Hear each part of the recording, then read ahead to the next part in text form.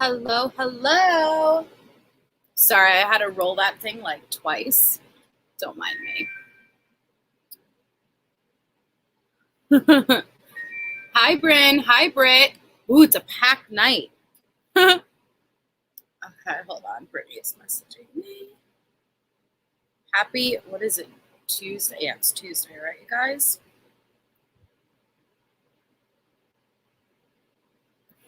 Really? Well, it's okay because we don't do a hi, Rosaline. So tonight we are going to talk about, I feel like I always do a drum roll. This is my drum roll. Admiral Byrd and Operation Highjump. Hi, Molson Man. Operation Highjump and the whole theory of hollow Earth and the inner Earth. And it's actually really interesting for anyone who doesn't know a lot about it. Like, I'm surprised with all these like conspiracies and undercover projects that we talk about. Hi, Susie G. Hold on, Susie G. I wanted to do something real quick. Hold on.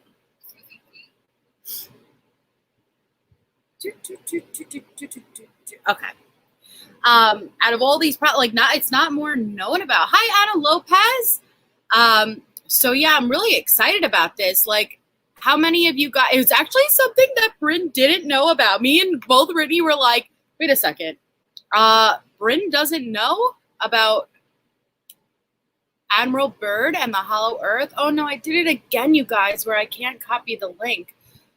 Hold on, I'm probably gonna have to come out and come back in. So wait a minute, you guys.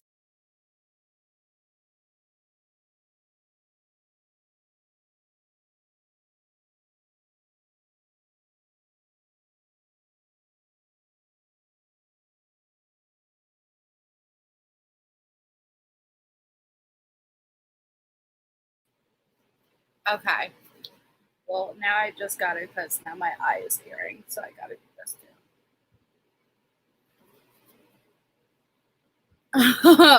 I'm so happy, Rosa. I'm so happy that other people enjoy it too. Like, I didn't know. I'm actually surprised with how many people are familiar with these things. Okay, so I'm dropping the StreamYard link. My panel guests are my usual panel guests, BrittneyJ and Bryn. Hi, Buttercup. Hi, Detroit. Juggalo for life. Hope you have a great night, too. But yeah, me and Brittany were shocked. We're like, is this something that Bryn doesn't know? We've never heard of something Bryn doesn't know yet. So we're excited to kind of give him the rundown. But I do know that he's familiar with Antarctica. So to see what he has to say and what his thoughts are, I'm excited. Welcome to the team, Susie G. Hello, Miss Brittany.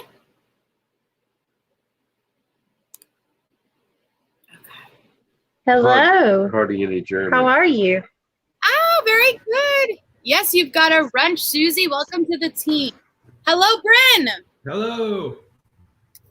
Oh, thank you, Anna. Brother man, what's his name?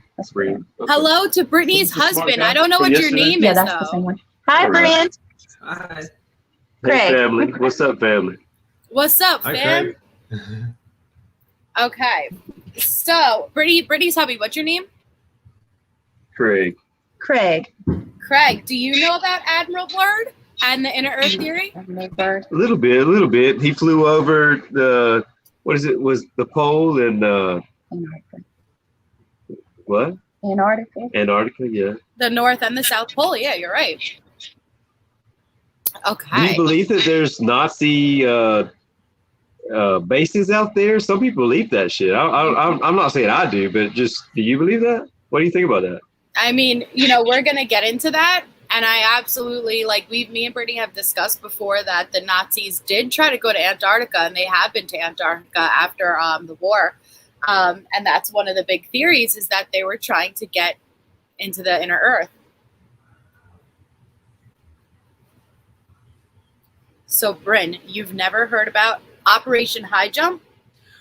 When I looked it up, so I've heard of Little America in Yes. in Antarctica, but I hadn't looked up that specific expedition. Yep. Which is pretty amazing. Yeah, no, I had never heard of it, and it was really cool. One of many things I've never heard about, but yeah, that's why I like your channel, because I'd never, stuff that I hadn't come across before. The Hollow Earth stuff I had heard about, but it's sort of just dismissed as kind of, something kind of ridiculous. Yeah, kind of like one bounce short of a trampoline. But I wanted to ask you before you start. Wait, one bounce short of a trampoline? I've never heard that.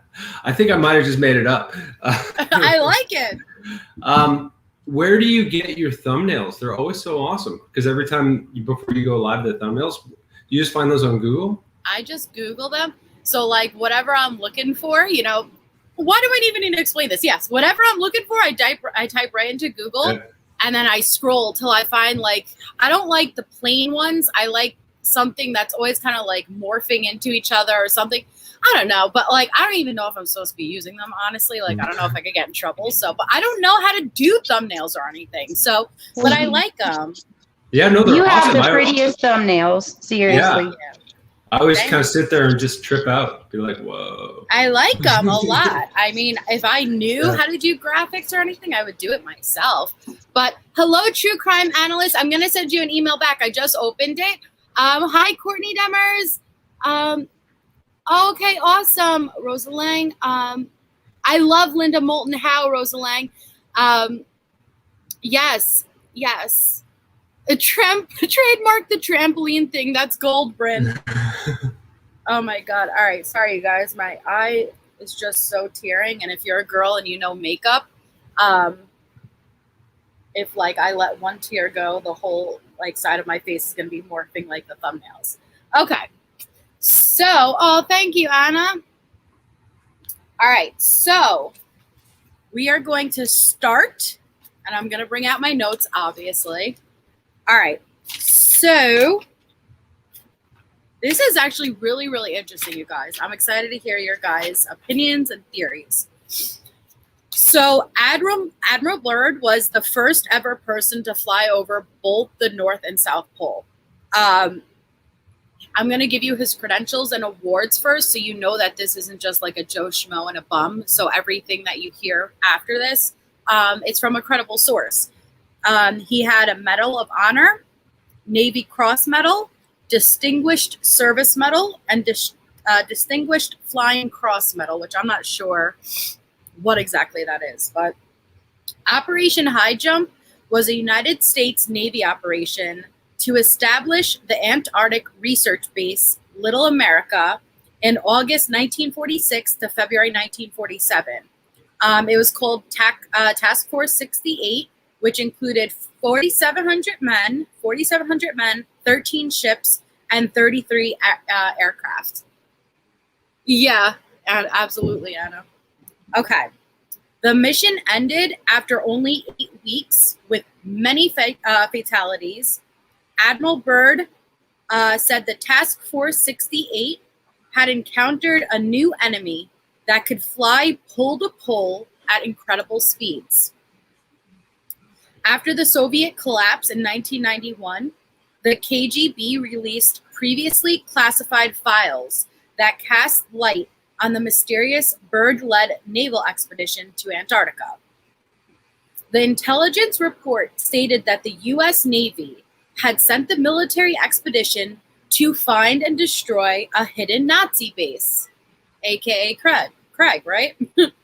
On the way, they encountered a mysterious UFO force that attacked the military expedition, destroying several ships and a significant number of planes. This report exposes the first known historical incident involving a battle between U.S. naval forces and an unknown UFO force stationed near Antarctica. So like Craig said, there has been rumors of a base being in Antarctica that either the Nazis set up or the Nazis discovered. And it was kind of Germany was known to invest massive amount of resources into Antarctica before the treaty came about between all the countries that it's basically no one's territory and no one's allowed to cross. But there was something in Antarctica, and a lot of people theorize that where Hitler and the Nazis got their technology from could have been Antarctica themselves, whether it was a previous form of advanced technology, some kind of base there. So Nazi Germany devoted significant resources to the exploration of Antarctica and established a pre-war presence there with its first mission in the Antarctic summer of 1938 into 1939. 2 U.S. Navy servicemen with Operation Highjump gave eyewitness testimony accounts of how UFOs appeared dramatically out of the sea and the ocean depths. Okay, so now I'm going to pull up screenshots.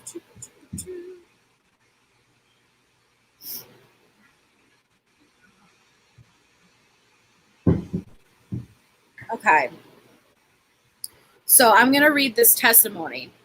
It said, I and my shipmates in the pilot house portside observed for several minutes the bright lights that ascended about 45 degrees into the sky very quickly.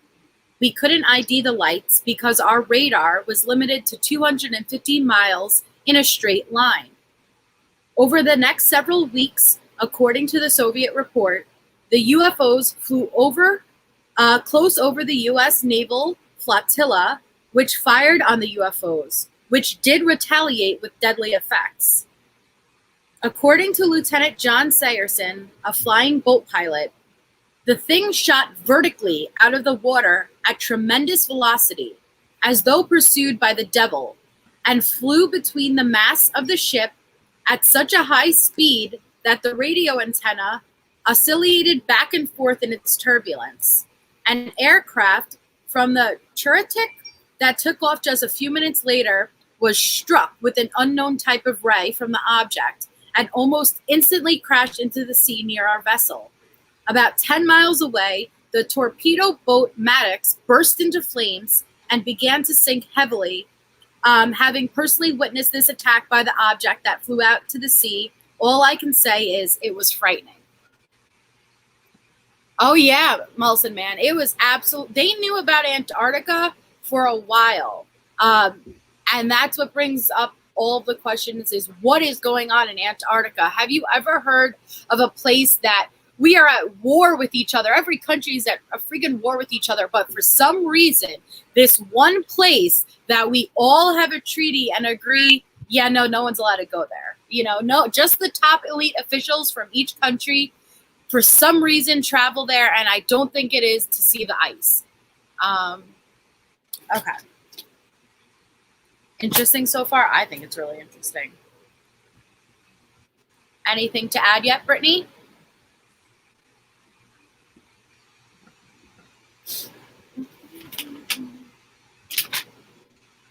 Brittany.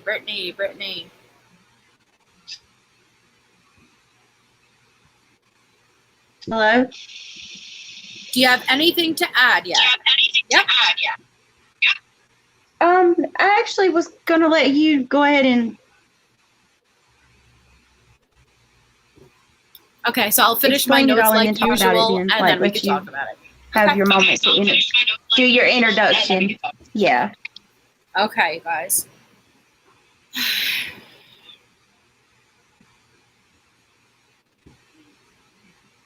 Okay, so there is a thing called Agartha. And Agartha is a legendary kingdom said to be located in Earth's core.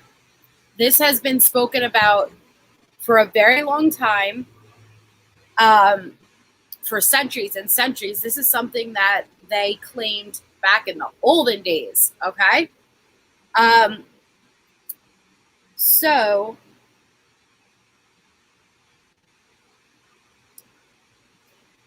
what people believe is the case is that the Earth is not made up like in our world, our scientific, it's that it's like a bowl of lava in the center, like a bowl of iron. I'm not sure if it's iron, but it's made out of layers, crusts of the earth. Well, apparently that's not what this Admiral Byrd and many people before him claimed. They think the shell of Earth is about 800 miles thick from the outside of the inner Earth surface, and half the planet is taken up by surface weight, and then the other half is taken up by something else. They think suspended in the center of that hollow is an interior sun that is divided by day and night sides. Near the north and south poles are substantial openings that lead to the interior. So here, I'm going to get up a picture so you guys can understand it a little bit better. And what's interesting is if you ever looked on Google Maps and ever looked for the north or south poles, you'll never see a clear image of it. It's always blurred out like they don't want you to see something. And people speculate that that's probably because if there's openings there, that's what would make sense. Okay, so here, I'm going to get this up first. God, my eye is tearing so bad.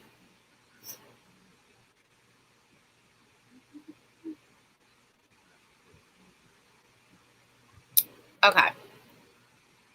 So this is really what you have to imagine, okay? So we are all living on the surface of the earth, but really inside is a whole other civilization underneath the surface. So you could either go in from the North Pole or the South Pole. And this is Argatha. There's a legitimate map and everything of what people claim it's inside the earth. Hi, Shelly Love. Hi, Yankee. Oh, Yankee Way Farms. I've never seen you in a live. Very good to see you. Okay. So this was an inner earth theory was first proposed in 1692 by Edmund Halley. Inside of hollow earth is apparently a lush tropical paradise that houses an advanced race of humans, aliens, and giants. This wouldn't be the first time you heard about giants possibly being on Earth. Exactly, Molson Man. Yeah, so there's a lot of theories of why it wouldn't be readily apparent and visible, but they're clearly hiding it if it does, if it does exist. Inhabitants are the descendants of ancient races such as the Lemurians or the lost 10 tribes of Israel, who were guided there through the North Pole opening by God himself. These are peace-loving and advanced far beyond our own. I quote, "They have flying saucer technology. They live lives of perfect health for hundreds of years. Their science is much more advanced because they live much longer lives," says Clough, end quote. The perfect climate believed to exist in the hollow earth is said to produce animals and people that are much larger and far more healthier than those on the surface. I quote, "It has a perfect temperature. God made the inner sun so that it provides heat during the night and a little bit less at night," which that quote was a little weird, but trees grow up to 1,000 feet tall. Humans can even grow up to 15 feet tall, Clough said. Because of these ideal conditions, animal life grows really large also. So after Admiral Byrd got finished with Operation Highjump, which many people died, many people died, he documented all of his experiences between Operation Highjump itself coming into contact with all of these UFOs, the battle that they had, because he said that not only did we just fly there and witnessed these UFOs. We had a legitimate battle with them, okay? They were shooting at us. We were shooting at them. They were able to just come out of the water at amazing angles and make these amazing feats. And this isn't the first time we've heard about this. So I'm going to read a passage from Admiral Byrd's diary himself. So he said, since that time, rumors and anecdotal evidence has persisted that on his flight to North Pole, Admiral Byrd actually flew beyond the pole and into an opening which led inside the Earth. Further, while inside the Earth, Admiral Byrd met with advanced beings who communicated with him and gave him a message to be delivered to the inhabitants of the surface world. Upon his return to Washington, March 11th, 1947, Admiral Byrd was thoroughly interrogated by top security personnel and was examined and profiled by a specialist medical team. Moreover, he was placed under strict control and was ordered to remain silent on behalf of humanity and being a true military man. Wouldn't be the first. Think about the moon landing. Remember when we were questioning why are these astronauts sitting there? They're not even excited. It seems like they either witnessed something or were told something and said to shut up about it. Admiral Byrd felt it was his duty to fully comply. Consequently, it is only now that the facts of his remarkable flight have emerged. Here is the story taken from Admiral Byrd's secret log and diary, which was meant to have been told almost 6 decades ago. During his Arctic flight of 1,700 miles beyond the North Pole, he reported by radio that he saw below him not ice and snow, but land areas consisting of mountains, forests, green vegetation, lakes, and rivers, and in the underbrush saw a strange animal resembling the mammoth. In January 1956, Admiral Byrd led another expedition to the Antarctic, and they penetrated for 2,300 miles beyond the South Pole. The radio announcement at this time, January 13th, 1956, said, on January 13th, okay, I apologize, wait a second. So when Admiral Byrd went into this hollow earth, okay, he basically, there's this gaping hole in the North Pole, and he accidentally flew right into it. And instead of seeing, even if there was a hole in the earth, you would think you would see crust and lava. Instead, it's lush vegetation, green, running, flowing water, a freaking sun inside the earth. And he met with this advanced race, and he spoke to them. He was greeted by someone who said, I bid you welcome to our domain, Admiral. And he says, I see a man with delicate features and within the etching of years upon his face. He is seated at a long table. He motions me to sit down in one of the chairs. After I am seated, he places his fingertips together and smiles. He speaks softly again and conveys the following. We have let you enter here because you are a noble character and well known on the surface world, Admiral. Surface world, I half gasp under my breath. Yes, the master replies with a smile. You are in the domain of the Arani, the inner world of the earth. We shall not long delay your mission, and you will be safely escorted back to the surface and for a distance beyond. But now, Admiral, I should tell you why you have been summoned here. Our interest rightly begins just after your race exploded the first atomic bombs over Hiroshima and Nagasaki, Japan. It was at that alarming time we sent our flying machines, the Flurgelrads, I don't know how to pronounce that, to your surface world to investigate what your race had done. That is, of course, past history now, my dear Admiral, but I must continue on.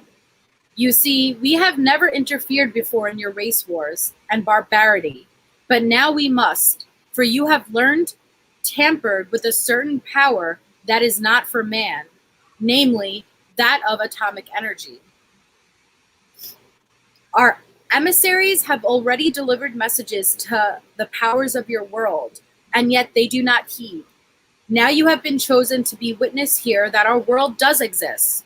You see, our culture and science is many thousands of years beyond your race, Admiral. I interrupted. But what does this have to do with me, sir? The master's eyes seemed to penetrate deeply into my mind, and after studying me for a few moments, he replied, your race has now reached the point of no return, for there are those among you who would destroy your very world rather than relinquish their power as they know it. I nodded, and the master continued. In 1945 and afterward, we tried to contact your race, but our efforts were met with hostility. Our flurgelrads, UFOs basically, were fired upon. Yes, even pursued with malice and animosity by your fighter planes. So now I say to you, my son, there is a great storm gathering in your world, a black fury that will not spend itself for many years. There will be no answers in your armies. There will be no safety in your science. It may rage on until every flower of your culture is trampled and all human things that are leveled in vast chaos. Your recent war was only a prelude of what is yet to come for your race. We here see it more clearly with each hour. Do you say I am mistaken? No, I answer. It happened once before. The Dark Ages came, and they lasted more than 500 years. Yes, my son, replied the master. The Dark Ages that will now come for your race will cover the earth like a pale, but I believe that some of your race will live through the storm. Beyond that, I cannot say. We see at a great distance a new world stirring from the ruins of your race, seeking its lost and legendary treasures, and they will be here, my son, safe in our keeping. When that time arrives, we shall come forward again to help revive your culture and your race. Perhaps by then, you have learned the futility of war and its strife, and after that time, certain of your culture and science will be returned by your race to begin anew. You, my son, are to return to the surface world with this message. With those closing words, our meeting seemed at end. I stood for a moment as in a dream, but yet I knew this was reality, and for some strange reason I bowed slightly, either out of respect of humility, I do not know which. Suddenly, I was again aware that the two beautiful hosts who had brought me here were again at my side. This way, Admiral, motioned one. I turned once more before leaving and looked back at the master. A gentle smile was etched on his delicate, ancient face. Farewell, my son, he spoke. Then he gestured with a lovely, slender hand motion of peace, and our meeting was truly ended. Quickly, we walked back through the great door of the master's chamber and once again entered into the elevator.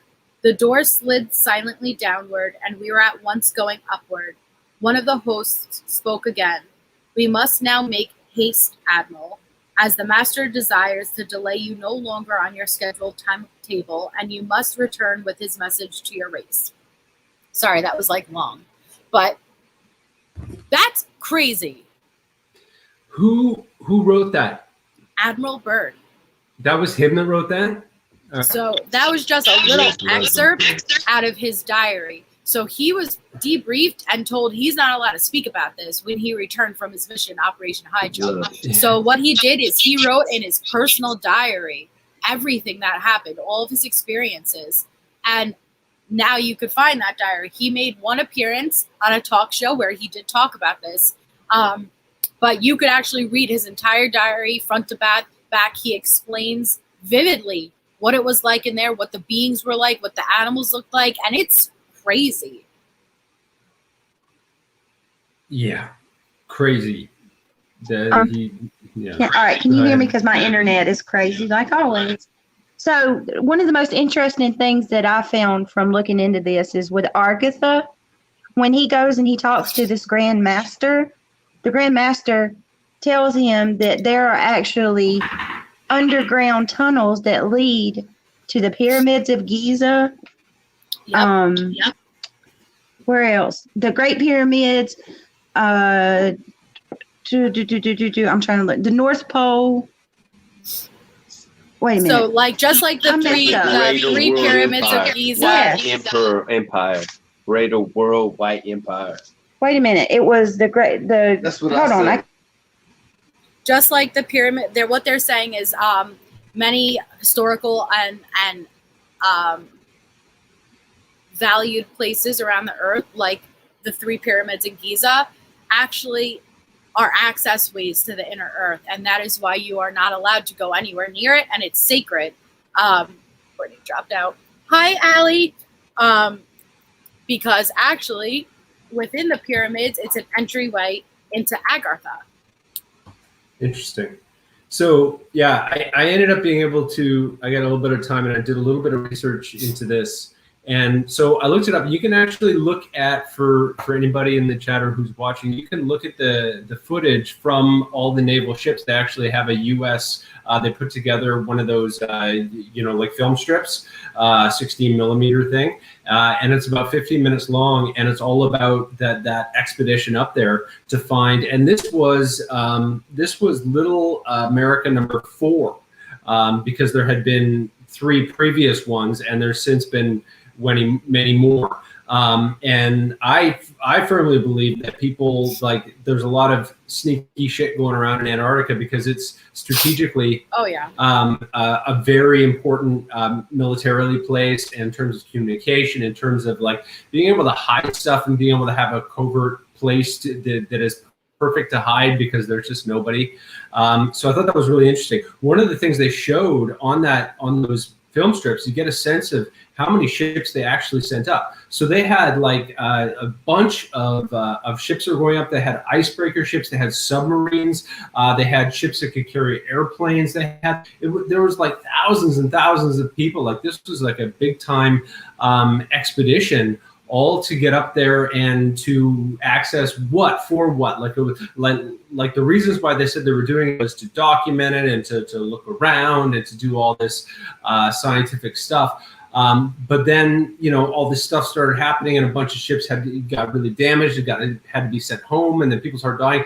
There's even a clip where it's live footage of them taking a captain from one ship to another, and they've got him on a zip line in between the two. Yes, and they hit a wave, bounce, and he goes into the water. And you see him go into the water, and they got to go get him. Like, it's terrifying up there. Like, it's no joke.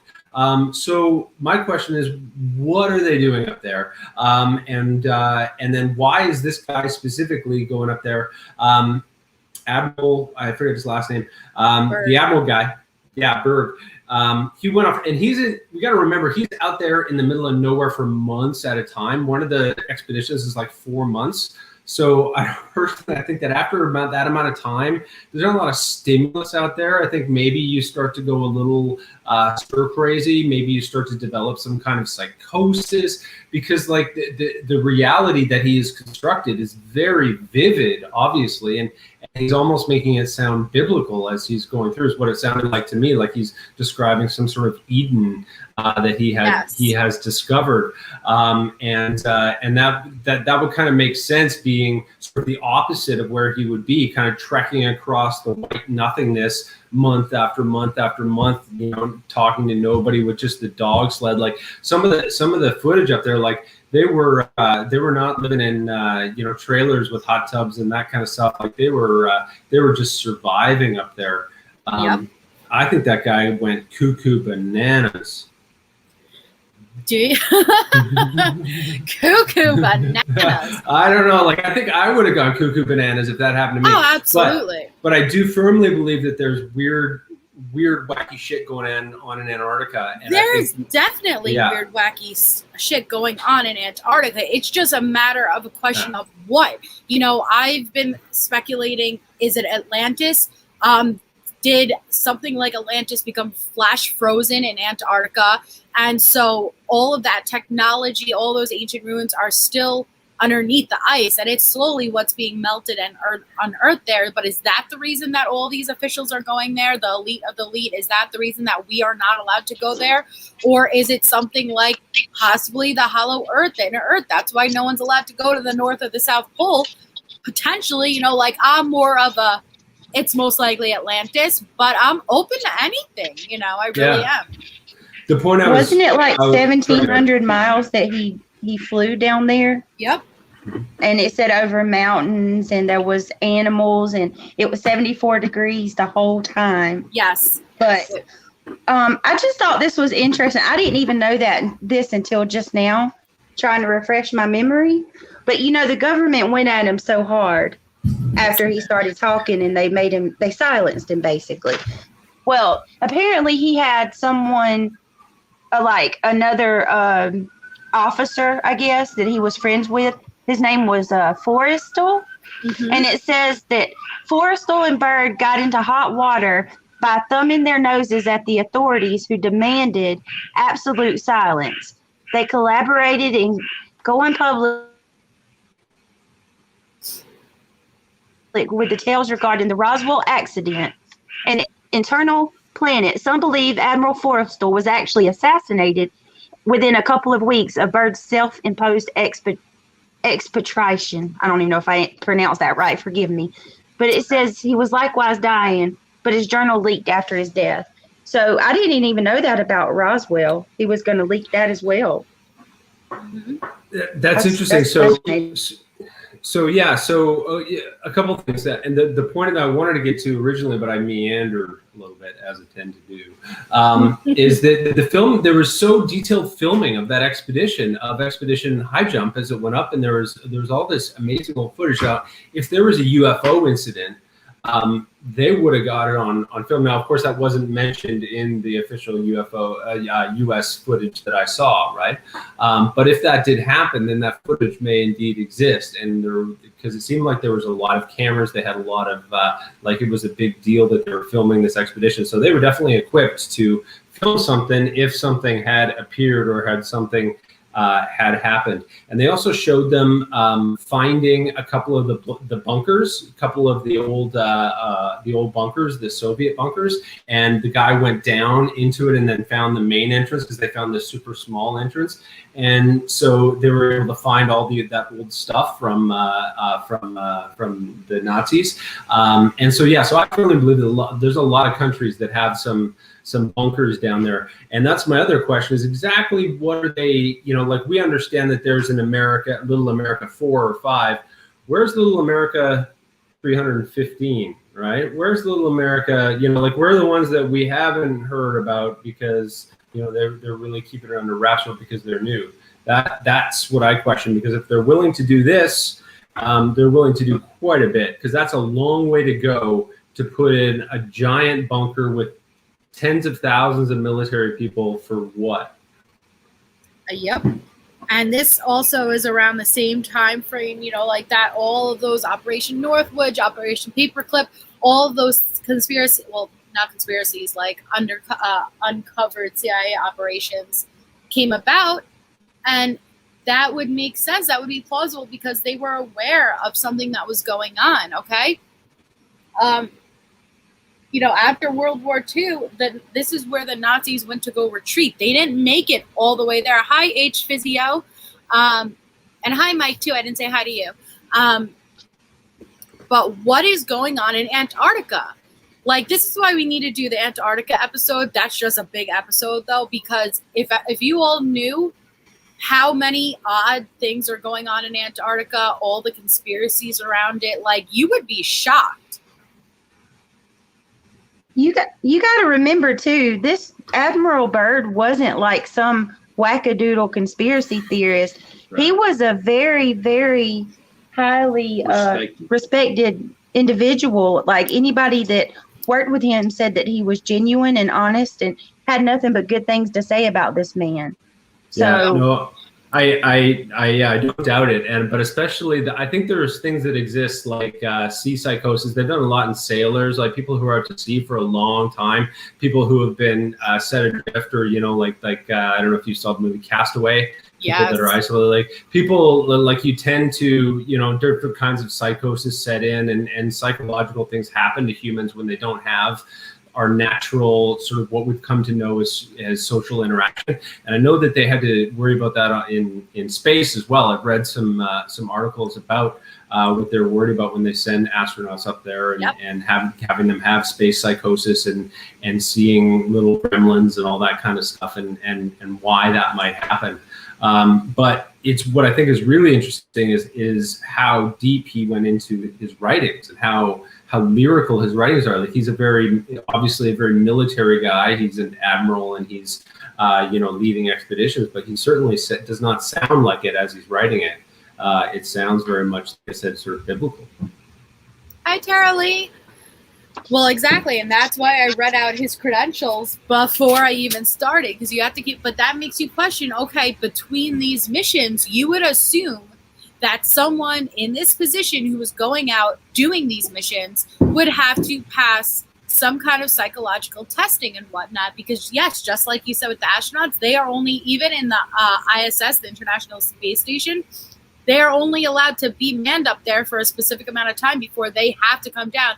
Between the physical effects on their body, because the gravity is different, obviously, but it's also for the mental, the tolls mentally that it will take on someone. Yeah, they said that for the expeditions that that Byrd went on, the wind, his plane was not adequate. Like the wind wasn't. However it goes, the wind was working against his plane, and he shouldn't have been able to fly in those conditions.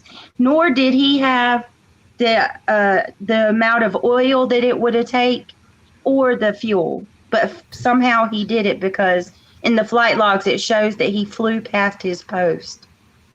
That's weird.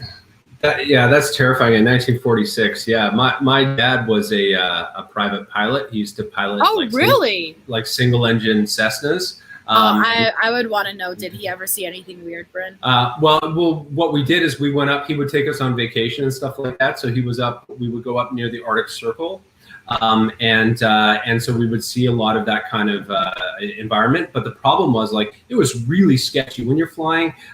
Everything is about fuel, right? Having enough fuel to get where you're going or get back if something goes wrong, because weather is so you don't know how it's going to change, and it's so sudden, right? Especially in little airplanes. And so it was really sketchy sometimes. We sort of like made it into airports by the skin of our teeth. There were definitely times where the weather pushed us off course into somewhere else, and we were lucky to get there. So the fact that this guy survived, down there, 40 years before that, is amazing. Obviously, I think he was an amazing guy. Yeah, absolutely. Like, whether you want to believe his encounters or not, he still was the only one who was able to physically fly over both the North and South Pole, and he accomplished many, many things. But that's what makes what he's claimed so interesting, because listen, as ridiculous as it may seem, listen, after all the conspiracies we've gone through and talked about all of these missions and projects that our own government did, it wouldn't be ridiculous or not feasible to imagine some kind of cover up like this, because they are absolutely, in my opinion, covering something up in Antarctica. It's just a matter of what it is. Oh, without a doubt. Yes, without a doubt. I think whether it be nuclear weapons or whether it be just like some sort of inter-satellite communications or some kind of military advantage or something like that, or some kind of spying facility or whatever, or maybe it's just some kind of like American new Fandango Gitmo, right? Like new Guantanamo Bay, where they're going to take prisoners and not arrest them and just sort of hold them and stuff like that. It seems like it's sort of the world's version of Siberia, right? It's where you go when you don't want people to know what's going to happen, and where you can sort of go and disappear. Absolutely. I want to show. Admiral Byrd made the comment that the North and the South Pole were one of many openings to Agartha. So if you have tunnels that lead to there from the pyramids and different landmarks around the world, then those would be openings to there. I mean, you can come to the pyramids of Giza from there. You can obviously go to there as well, right? From there. So it makes me wonder if all of these, like these pyramids that we've talked about and all of these landmarks that are built on certain latitudes, that's the reason maybe that they're put in the place that they are. You know, we've been talking about why in that position, why were they aligned in that one spot, right? Right. And that it would make sense if it did have some more meaning than just it was placed there, or how did it possibly get there with the lack of technology in that time. Well, what if they built it over something? What if it was an access, a pathway, and opening a tunnel to the inner earth, and that is why it is perfectly aligned and placed there?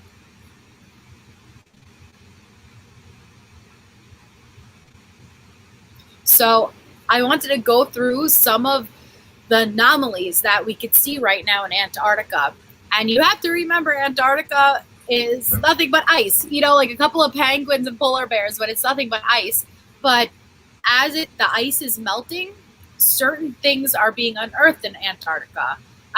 There's going to be certain patterns, certain geological shapes, geometrical shapes, that clearly there is something underneath the ice that is currently being unearthed. Now, I have listened to a couple of people's theory, you know, like when I say go watch Stephen Greer or Dave Wilkos and Corey Good, and all these other people, they claim that it's actually alien technology, alien ships that we basically just toss in Antarctica and it's slowly melting.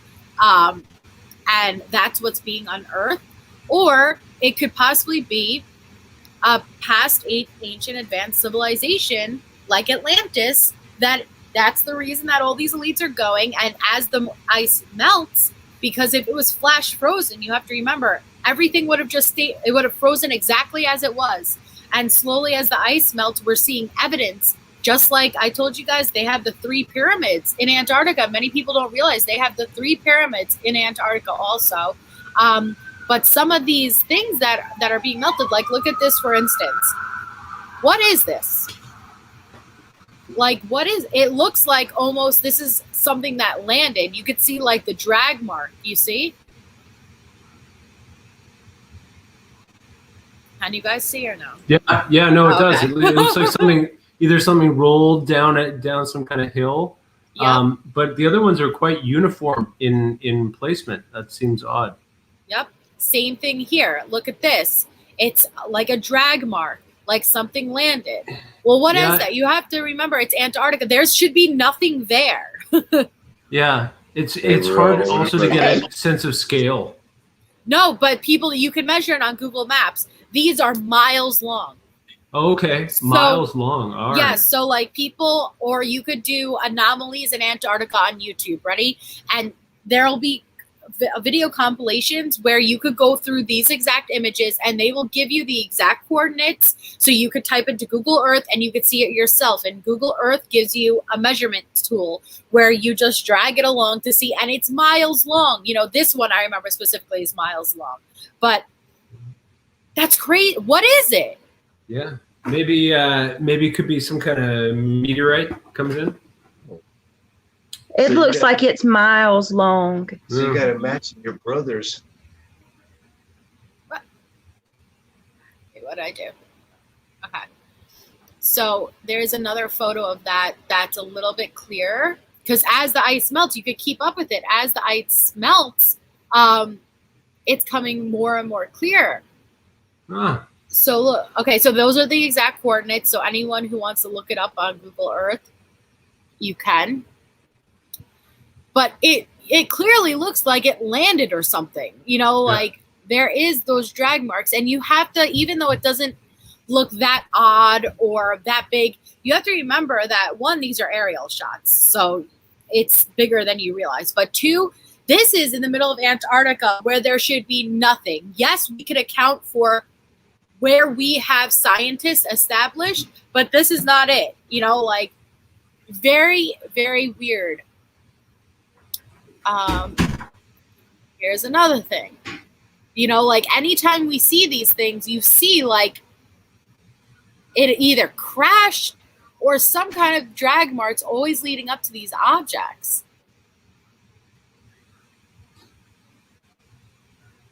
Yeah, it definitely looks like skid marks or some kind of skis or tread or something, right? Because the you know, if it's a skid mark, it's pretty uniform for a skid mark. You think maybe there's either something on the bottom that was making those marks. Yep. Hello, maybe just another fool. That's a great name. Okay, I already saw that. Okay, this one bugs me out. Your decision. Look at this, okay? What is this? We obviously know this is not natural, okay? So what is the, and this thing is huge.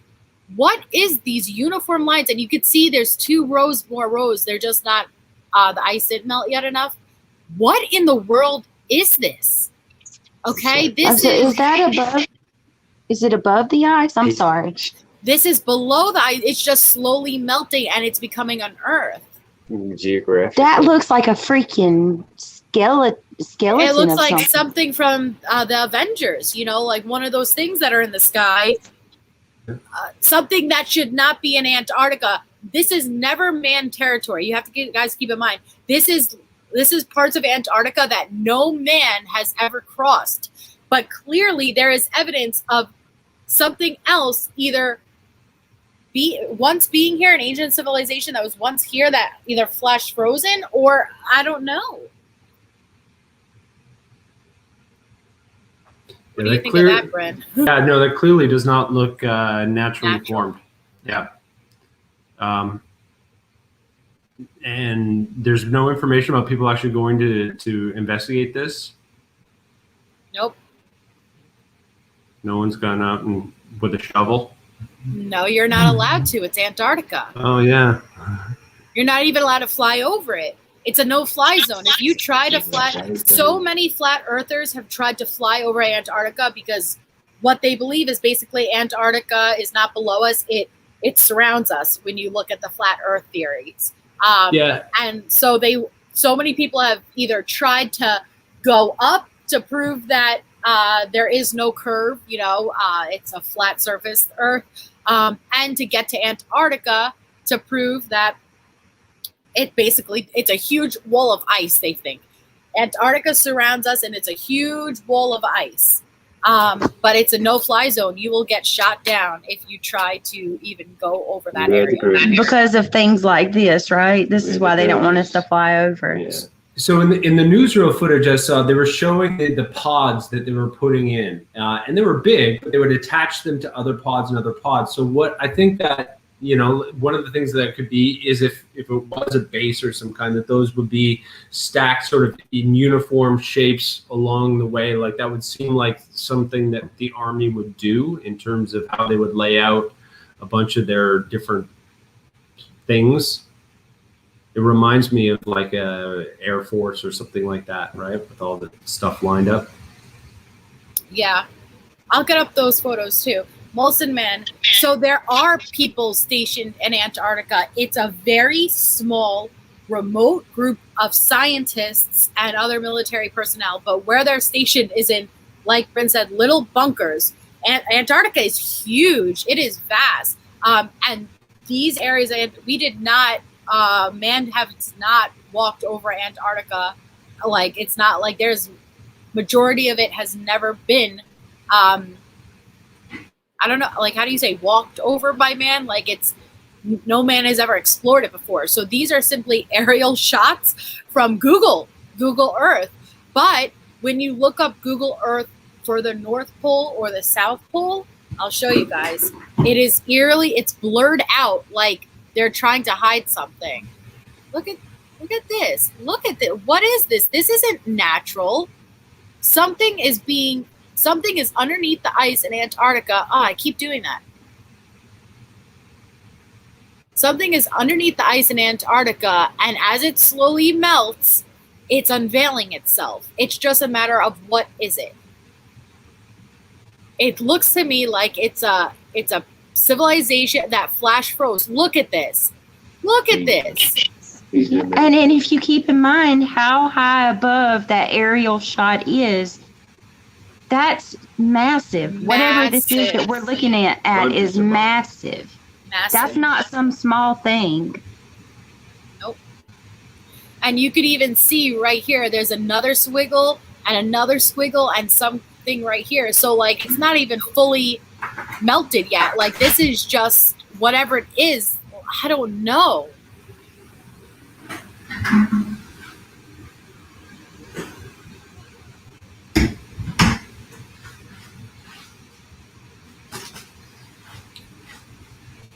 See, now with this, it looks like there's some kind of marks here. Like maybe that looks like was a road. driven up to, right? Yeah, that looks like absolutely, and some kind of almost like a construction site or some kind of mine, or even like some kind of oh shit! I did it again.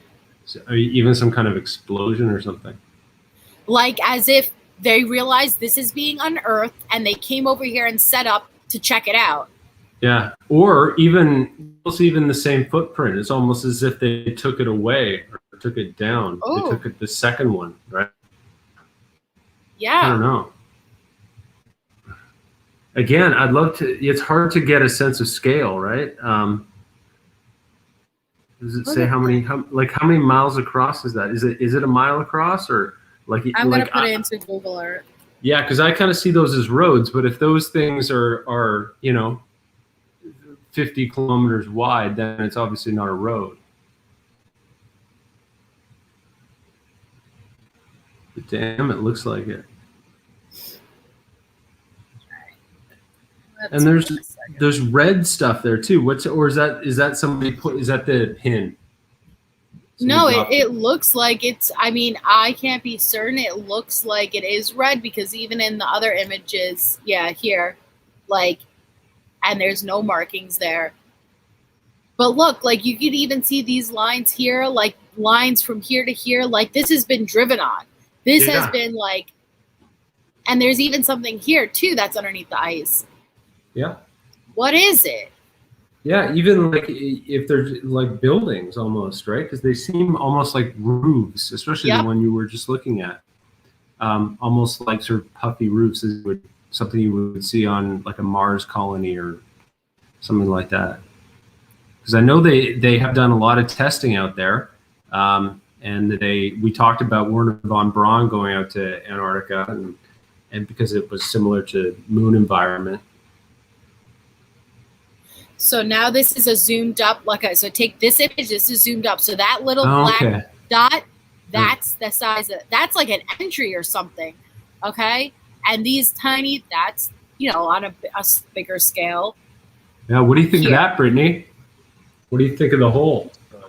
I definitely think that's an entry of some sort, but I think all of this, every single image she showed, is just a fraction of one big ancient civilization, like she said, whether it's the buildings. Because if it's ancient, advanced technology like we think, it's their buildings and their cities are going to be nothing like ours. It's going to look so different, and that's why all of this is so bizarre looking. Does he go into in his diary how the environment works in the inner Earth, the hollow Earth? Does he talk about how does it have weather and that kind of thing? But he says it stays a steady, I think 78 degrees, Brittany, right? So it's all the same. There's not like deserts or other types of because the way he describes it is luscious greenery with flowing water.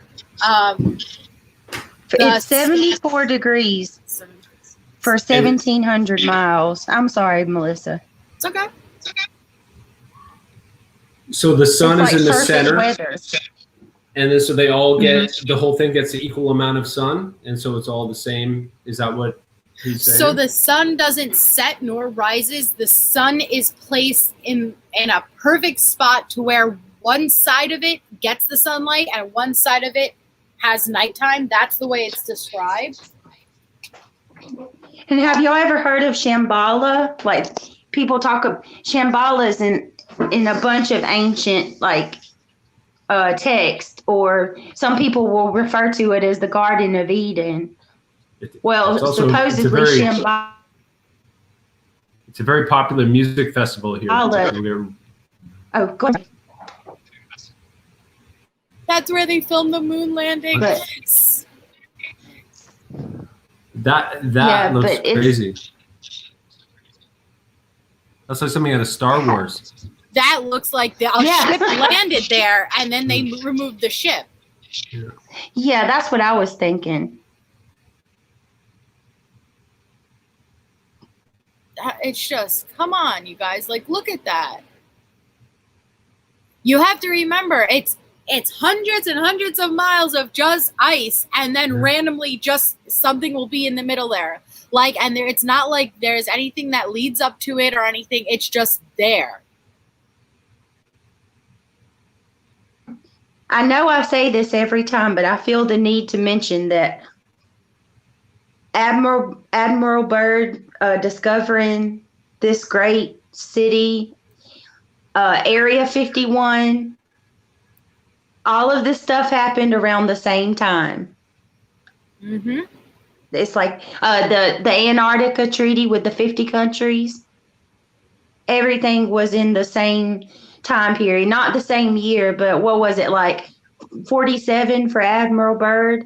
And then it was in the 50s when they did the treaty and they built Area 51. Yep. I'm trying to get Google Earth up.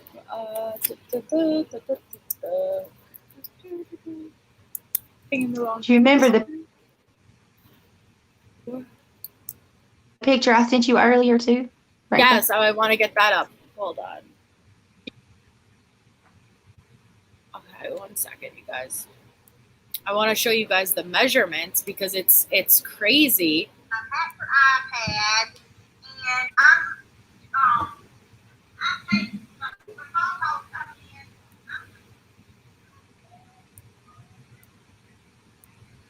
Okay, so let me just get those coordinates.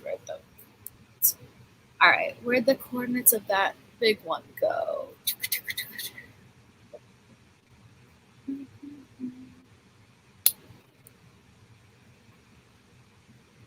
I've never put in coordinates before. What do you do it here?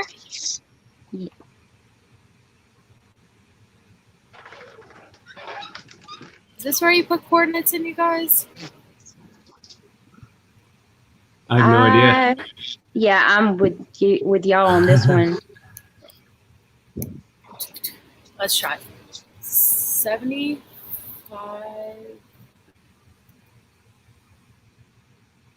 What do you think of this topic, Bryn? I think it's very interesting. I think that this guy seems like maybe he was a product of the MK Ultra you guys were talking about before. I thought of that because earlier today I was watching the Men Who Stare at Goats, which is based on that program. If you haven't seen it, it's an awesome George Clooney movie, and it's based on that whole MK Ultra thing. It worked! Oh wow! Awesome. Okay, so now I zoom out and I tweak the measurement tool. Let me figure out where the measurement tool is. Here we go. And let's measure from right there. Thank you, Molson Man. In miles. Okay, but how do I do? Oh, wait. No, not that. Clear. So here to the top, which I'm going to do it to like that black dot to the right. Okay. This is 1.61 miles long.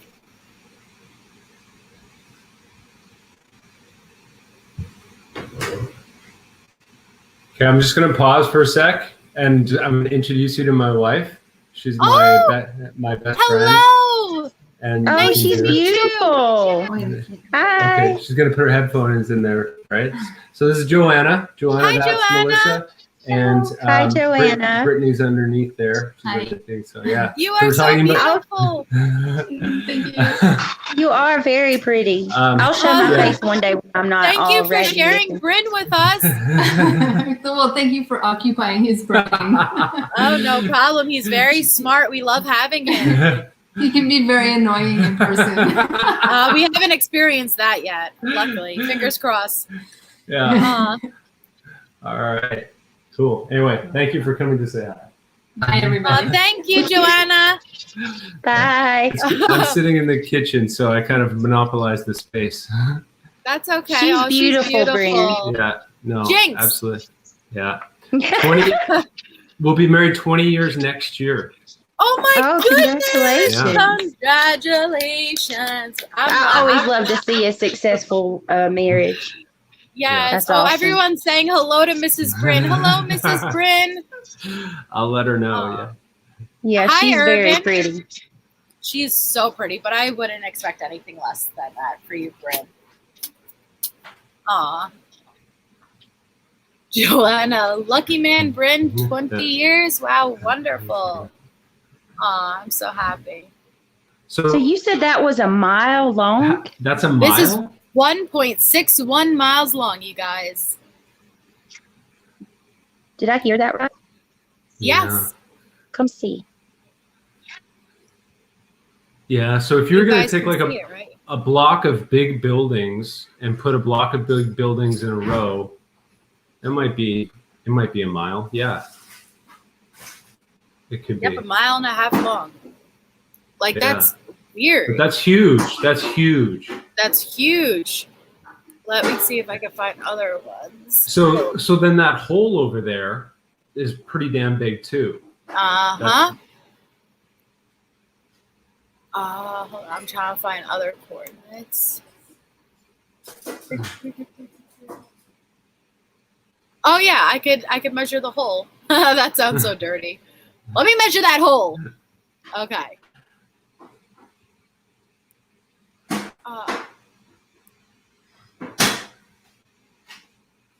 Well, 0. Wait, He hold claimed on. the Let me whole zoom segment up. of Antarctica. Who, Hitler did? Admiral Byrd. Oh, yeah. I just thought about something, too. You remember, like, one of the first times that we talked about Antarctica, we were discussing how the politicians go down there at random. Yes, they do. And it really makes me, I mean, maybe it could be that he was out of his mind, but couldn't it possibly be they're going down there to take orders from people?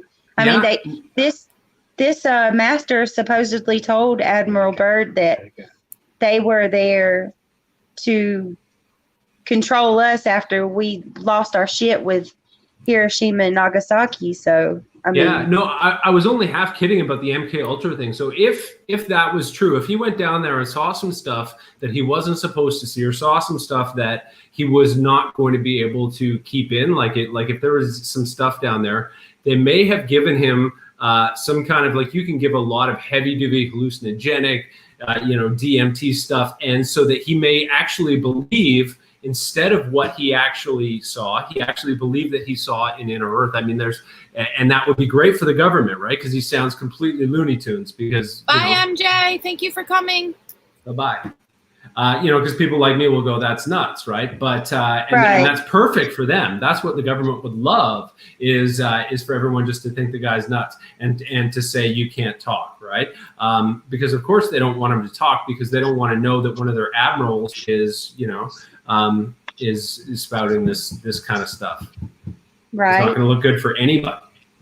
I actually did like your theory of the MK Ultra, though. Maybe not necessarily that's what happened and that's why he's seen this place. Yeah. But potentially that's what they could have done to him after the fact, because he was very much a targeted individual. after this when he started talking. So Molson Man just said New York City is 2.3 miles from east to west. So that shows how big this really is for being in the middle of nowhere covered in ice. And you are so right, Molson Man. Put it in perspective of that. 2.3 miles is New York City from east to west. And this thing was 1.6 miles. So Wow. the opening is, Mike, just to let you know, it is... I did it again. Okay, clear. Wait. So let's see. From the biggest point, 0.03 miles, the width of that is. That hole.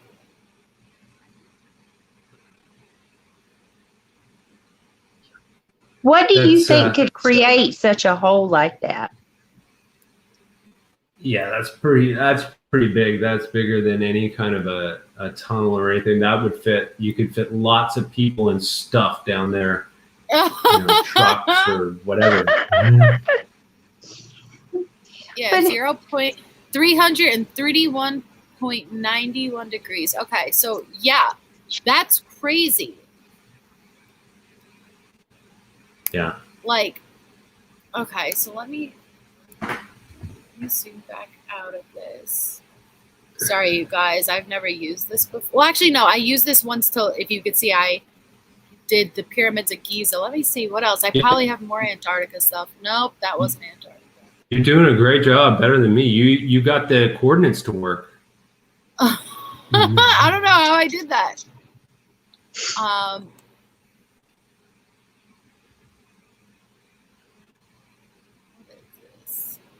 I know if it's in my Google Maps, it has to be something weird. Okay, then no. Which makes you bring, is it possible that the Giza pyramids are an access point? For... Can you see how big the Giza pyramids are? What's the size so let's of take those? this biggest one. So I would do it diagonally, right? Is it from here or is it from here? Let's just go. No, I can't click on that. Sorry, guys. Okay. So let's take here. And we would go diagonally, right? Sure. 0.3 miles. Okay, so the biggest pyramid... You're kidding me. Wow. ...is 0.3 miles, and the other one was 1.69, 1.6 miles.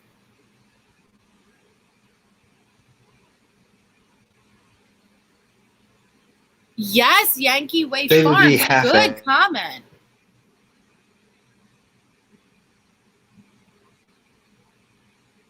Yeah. Oh, well, that's what we were saying, Anna. It's the entrance Earth. That's what we were talking about, is the Admiral Byrd and Operation Highjump. And his diary entry is claiming that there is an inner Earth and the Earth is hollow. And basically there's a luscious wildlife and human beings, some advanced race is down there and living within the Earth. And it has its own sun suspended within the Earth. And it says one of the openings, one of the pathways, tunnels to the inner Earth, aside from the North and South Pole, is underneath the pyramids of Giza. Hello, Alexis Brooke.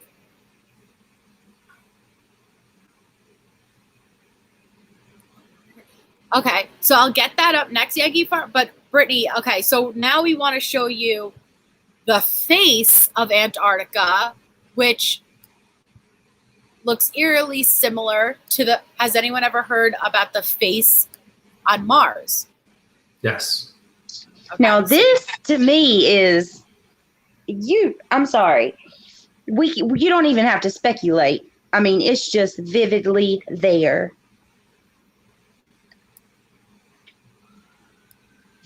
I think this actually made national headlines. I think the news actually covered it. I've seen this before several times, yeah, on the news, yeah. What does that look like to you? Yeah. Take a look at that, you guys. Tell me there's not something underneath the ice in Antarctica. Now think about how big that is. Oh, really, Irvin? Bryn, my here, I'll drop husband the says link. you're extremely intelligent and he likes you. Thank you. shit, he is. I really like Craig too. Aw. I'm loving the love. Yeah, Yeah. that's spooky looking. It looks just like one of the Greys. Yes, it does. Oh my God. Yes, I said that. How do We you said that last know night. that the ancient gods that we used to pray to Titans. isn't aliens, you guys? Titans. Titans. yeah. Yes. Hey, I'm crazy. Y'all, Craig has had a little bit I'm of crazy, to drink but tonight. Titans. We got the kids to bed, and I'm so We sorry. love He's drank it, a little Craig. bit. Don't apologize. That's awesome. I told you anytime. I absolutely love anybody who's interested in these topics. Titans. I He love having thinks that it's- conversations with. Yeah, he thinks There's that giants it's and giants there's titans. and titans. Difference. Well, I'm sorry, it's titans. Well, like I said, Admiral Byrd claimed that these people inside the hollow earth would get up to 15 feet, but we have evidence on Earth, on the surface of Earth, of there being a giant race. There is a lot of evidence that points to that.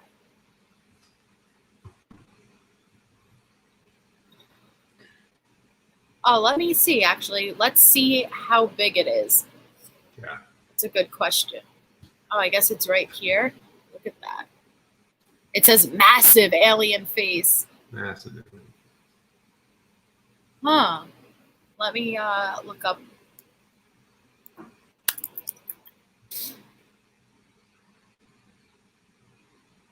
It's a really cool picture, regardless. It is. But now we're going to go to the Mars one. Okay.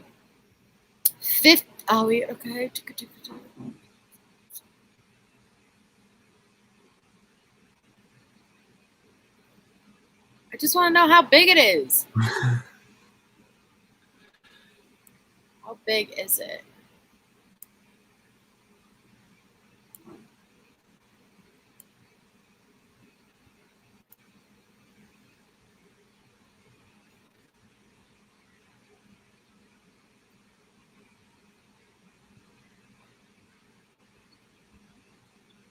That's so cool.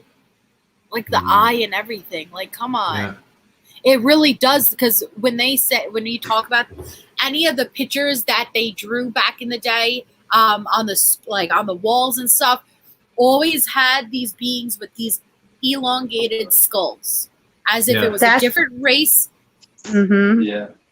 I see that as well. And if you look at the left eye, you can still see it. It's just, it looks like maybe the snow is just Come over top. kind Yeah. of covering it up a little Yeah. bit. Look Just at like that. this. Yeah. Yep. Just like it. Did this just say 500 miles?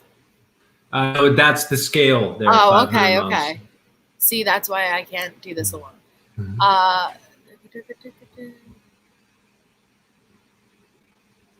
I don't know how big it is, you guys. I'll have to look into it. So then you take that, and then you take Mars, which you guys have to. Yes, exactly, Yankees. You have to think about when you read the Bible, or you read or educate yourself on any of these religions where they, praise this God. If you just simply replace God with alien, if somebody came down, if a different species came down today with insanely advanced technology, which basically is the same thing as magic, it's something that we can't understand or we have any knowledge of, that would be a god to us. Right. Elongated or Elon Musk. Exactly. Also, something else I think about is whether you believe the Bible or you believe just by the Earth's atmosphere. Back in the day, supposedly everything was much bigger. The trees, the people, everything. So who's to say that this isn't, some remains from whatever, an alien, a Nephilim, whatever you want to call it. Mm-hmm. And now this is the face that they were able to capture of Mars. Now keep in mind, Mars used to be an Earth-like planet. It had an atmosphere. It had flowing water. It had greenery. something happened either naturally or caused by whoever was living on the planet at that time that destroyed its atmosphere completely, and that's why it's the red planet that it is now. But look at that. Not as captivating as the Antarctica one, but still captivating. Yeah. No, I just think the one in Antarctica is obviously also higher resolution, and seems to be more symmetrical. But still, that's a little spooky. And you're right. I had to look that up. It was Arthur C. Clarke that said any sufficiently advanced technology is indistinguishable from magic. And I agree. Yep. Nice quote. Can you say that again? He said any sufficiently advanced technology is indistinguishable from magic. Yes. Yeah. Oh, that's fascinating. Now look at this, you guys. This just became found out in Antarctica. And Yeah, I wow, saw this. there's This the is three crazy. pyramids. You guys. It was NASA who photographed that the Mars image. Just another fool. You can Listen to Bryn. you can even see the four corners in the middle, like you can Yep. on ours. See that? And then and that's in the middle of Antarctica. you can see. Yeah, that's amazing. I've seen this picture. I think it's fascinating.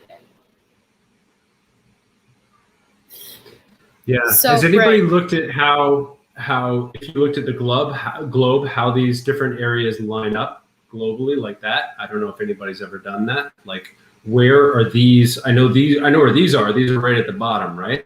But what about the ones? Is there something on the other side of that where those are? I don't know. This is interesting. Oh, that's a good question. No, I've never looked into that. Like you think if there's Such some kind of portals or cave or like corridor, that there'd be some kind of, bilateral thing, like there'd be one that would go through the center, right? Or some sort of corresponding out. That's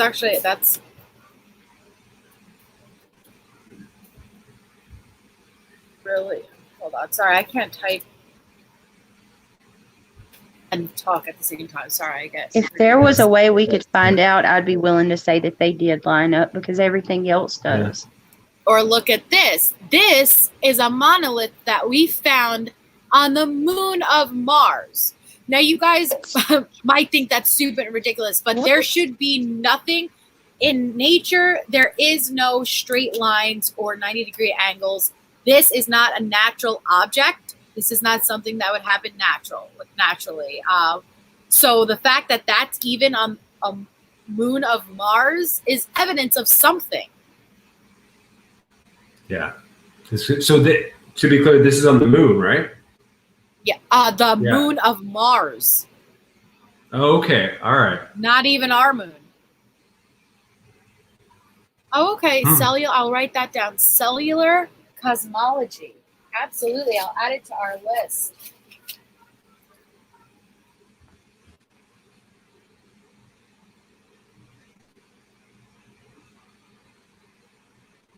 Yeah, that sticks out like a sore thumb. Yeah. Yeah, I see now, like I was trying to lift, but if you look to the side, you can see the shadow and clearly see that it's tall. Wow. Squares are natural crystal forms. I don't know. They said that anything that is like a perfect straight line is not possible naturally, or a perfect 90-degree angle. Or I mean 40. Is it 45-degree angle? Those are 90. I don't know. My stupid is kicking in. I'm not smart enough for it, but I think that's just so interesting. And even on our moon, like I said, you could just even go on YouTube channels of just everyday people who have very expensive, high quality equipment as far as telescopes.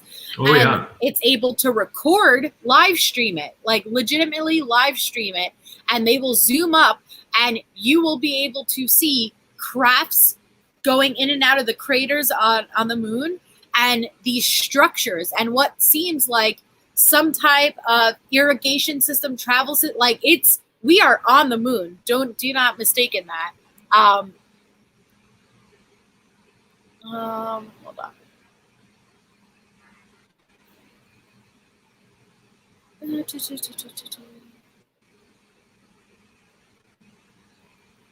Great.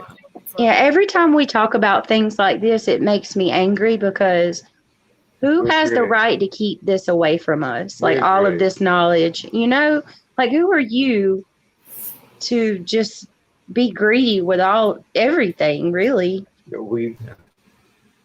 Yeah, that's why it's so great that this stuff is coming out. And like Melissa said, some of the amateur telescopes and the kind of glass that you can buy and make and then enhance with technology now is remarkable. I've seen people take like super close-up, high-resolution videos of the moon that are just incredible. That just would annihilate anything that the government could have done, 30 years ago. So if that's what's in consumer hands, I can only imagine what the government has. Like that's where I'm always at. I'm always like, the government has so much money, and they're what are they keeping from us?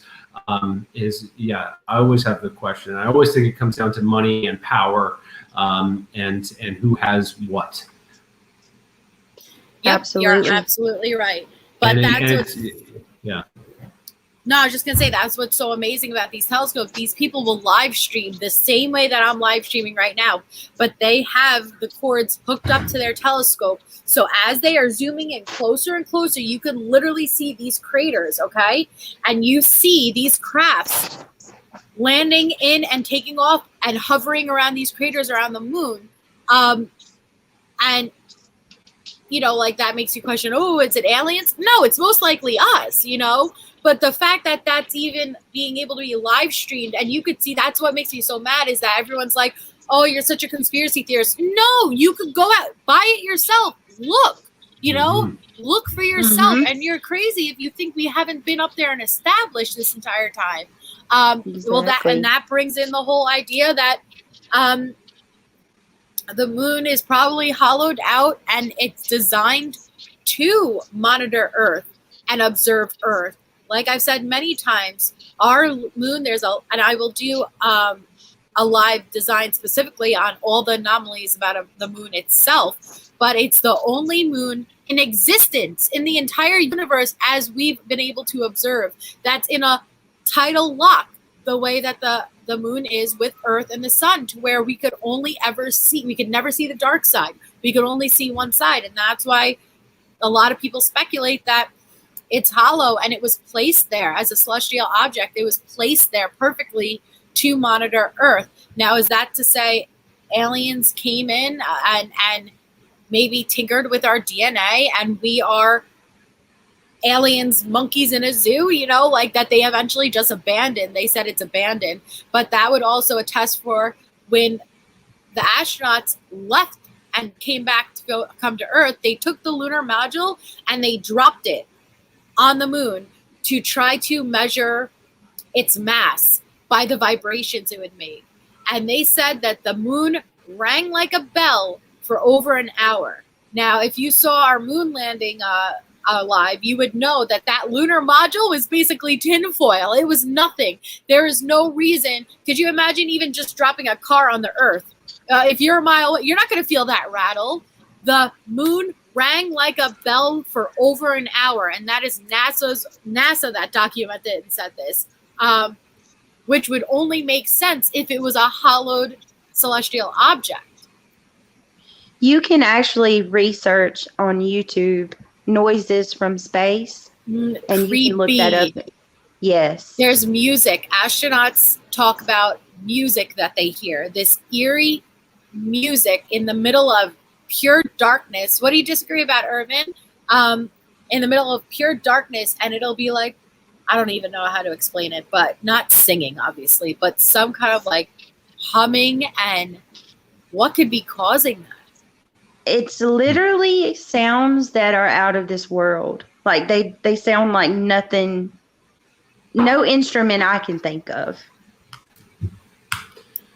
Yeah. So I would, I would disagree on a couple of things. I don't necessarily think that it would be the best place to have a monitoring station on the moon, our moon anyway, because it's so far away from where we're at, and when they could just put something up in low Earth orbit. Like, I firmly believe that we know of one international space station, but that doesn't mean that there isn't a US space station or a Russia space station or a China space station that we don't know about that's up there monitoring us. And I think that might be an easier way for them to monitor us. I do think that if there's stuff going on in the moon, it's probably automated. I just think in terms of cost and in terms of bodies, I'm laughing at Irvin. Unless the moon, nothing. I don't want no trouble here.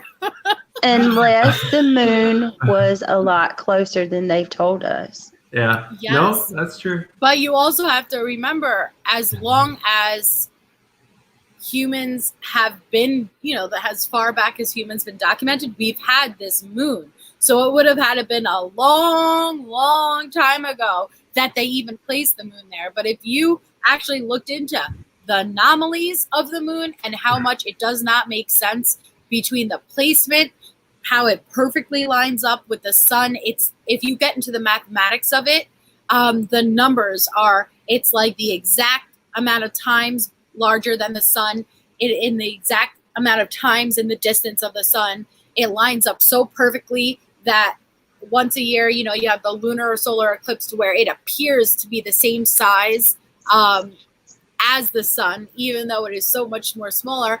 And any other moon in the universe that we've studied is no more than 12% of its planet's size. Yet our moon is 24% of our planet's size. There's so many anomalies that it's the moon is in tidal lock because of the distance and gravitational size of Mars and Earth. And well, yeah, absolutely. That's the reasoning that they gave us, Irvin. But what I'm saying is there is no other moon in the known universe that we have studied and are aware of that is in tidal lock the way our moon is. But I also think that's because we haven't found other planets necessarily with water on them, right? Maybe, but it's not. Yeah, I mean, yeah. I don't. All I know is that when I, watch all the NASA videos, watch all the scientists, Neil deGrasse Tyson, it's a very strange occurrence, and this is the only occurrence that we know of. So we are able to see that. Well, it's not even so much that we're able to see all these planets. We're able to predict planets are there because of the gravitational pull. But there's no other instance that a moon is in tidal lock the way that ours is. No, I don't trust NASA either. Just another fool. Yeah, no, I agree. Just another fool. I don't trust it either. My point is that the government is fucking evil, and they do evil shit. But I also think that they're pretty inept, and they're not always the best at doing what they're doing. So some of the stuff that people expunge to the government, I think, is probably beyond their capabilities, unless there's a real shadow government going on underneath. Because I know most governments are pretty incompetent. I agree with you on that. I just wanted to say real quick about the technology too. I read that for what technology we have, the public, that the elites or the establishment, they're 25 years ahead of, in technology compared to what they've allowed us to have. Yeah. And it's 25 years in exponential growth. See, that's the thing with technology, which is what they're talking about with the singularity, is that technology grows exponentially. So it's not a straight curve. It's not just growing all the same rate. It's going to grow twice as much as the year before, twice as much as the year before, twice as much. So it's going to grow so steeply. So the amount that they're ahead is unbelievable, right? So I could believe that. Wow, I didn't know that.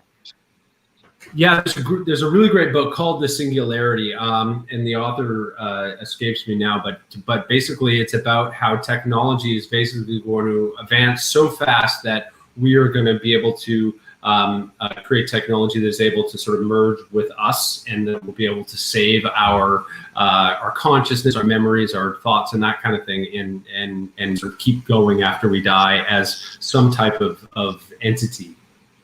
This is really interesting. What is it called? Neuralink or something like that? No, this is more. He's more doing it more philosophically. He's not more talking about the practicality. He's just more talking about the idea of what's going to happen with technology. Like, where is technology going to be going if it continues to evolve at this exponential rate? Gotcha. Irvin's starting shit. I love it. Wait, Irvin, you're saying that the moons of Saturn and Jupiter are in tidal lock to where the backside of them are never exposed? Because there is a difference between the tidal lock, where they do X amount of revolutions around, with one revolution around the sun, but unless it changed, because I remember here, like, listening to Neil deGrasse Tyson explaining it, how there was something about our moon's tidal lock, and if I'm mistaken, I will totally recount it and put out the correct information, that it is, I'll recant it until I go back to find that video, because I don't want to be putting out any information that is incorrect. But even putting the tidal lock aside, there is many anomalies about regarding the moon, being its size, its mass, the gravitational pull, the amount of distance away from the sun it is lines up to the perfect amount of times and size it is. Like, if you simply type in anomalies about our moon into YouTube, there's great 8-minute videos and they break down the math for you. And when you start to see common and similarities in the math, like it's the same numbers repeating, and it's really interesting. Oh, hello, soul sister. Oh, thank you. Yeah, my grandmother used to tell me stories about the man in the moon, and they were basically just fantasy stories. But as a kid, I always used to think that there was a guy up there.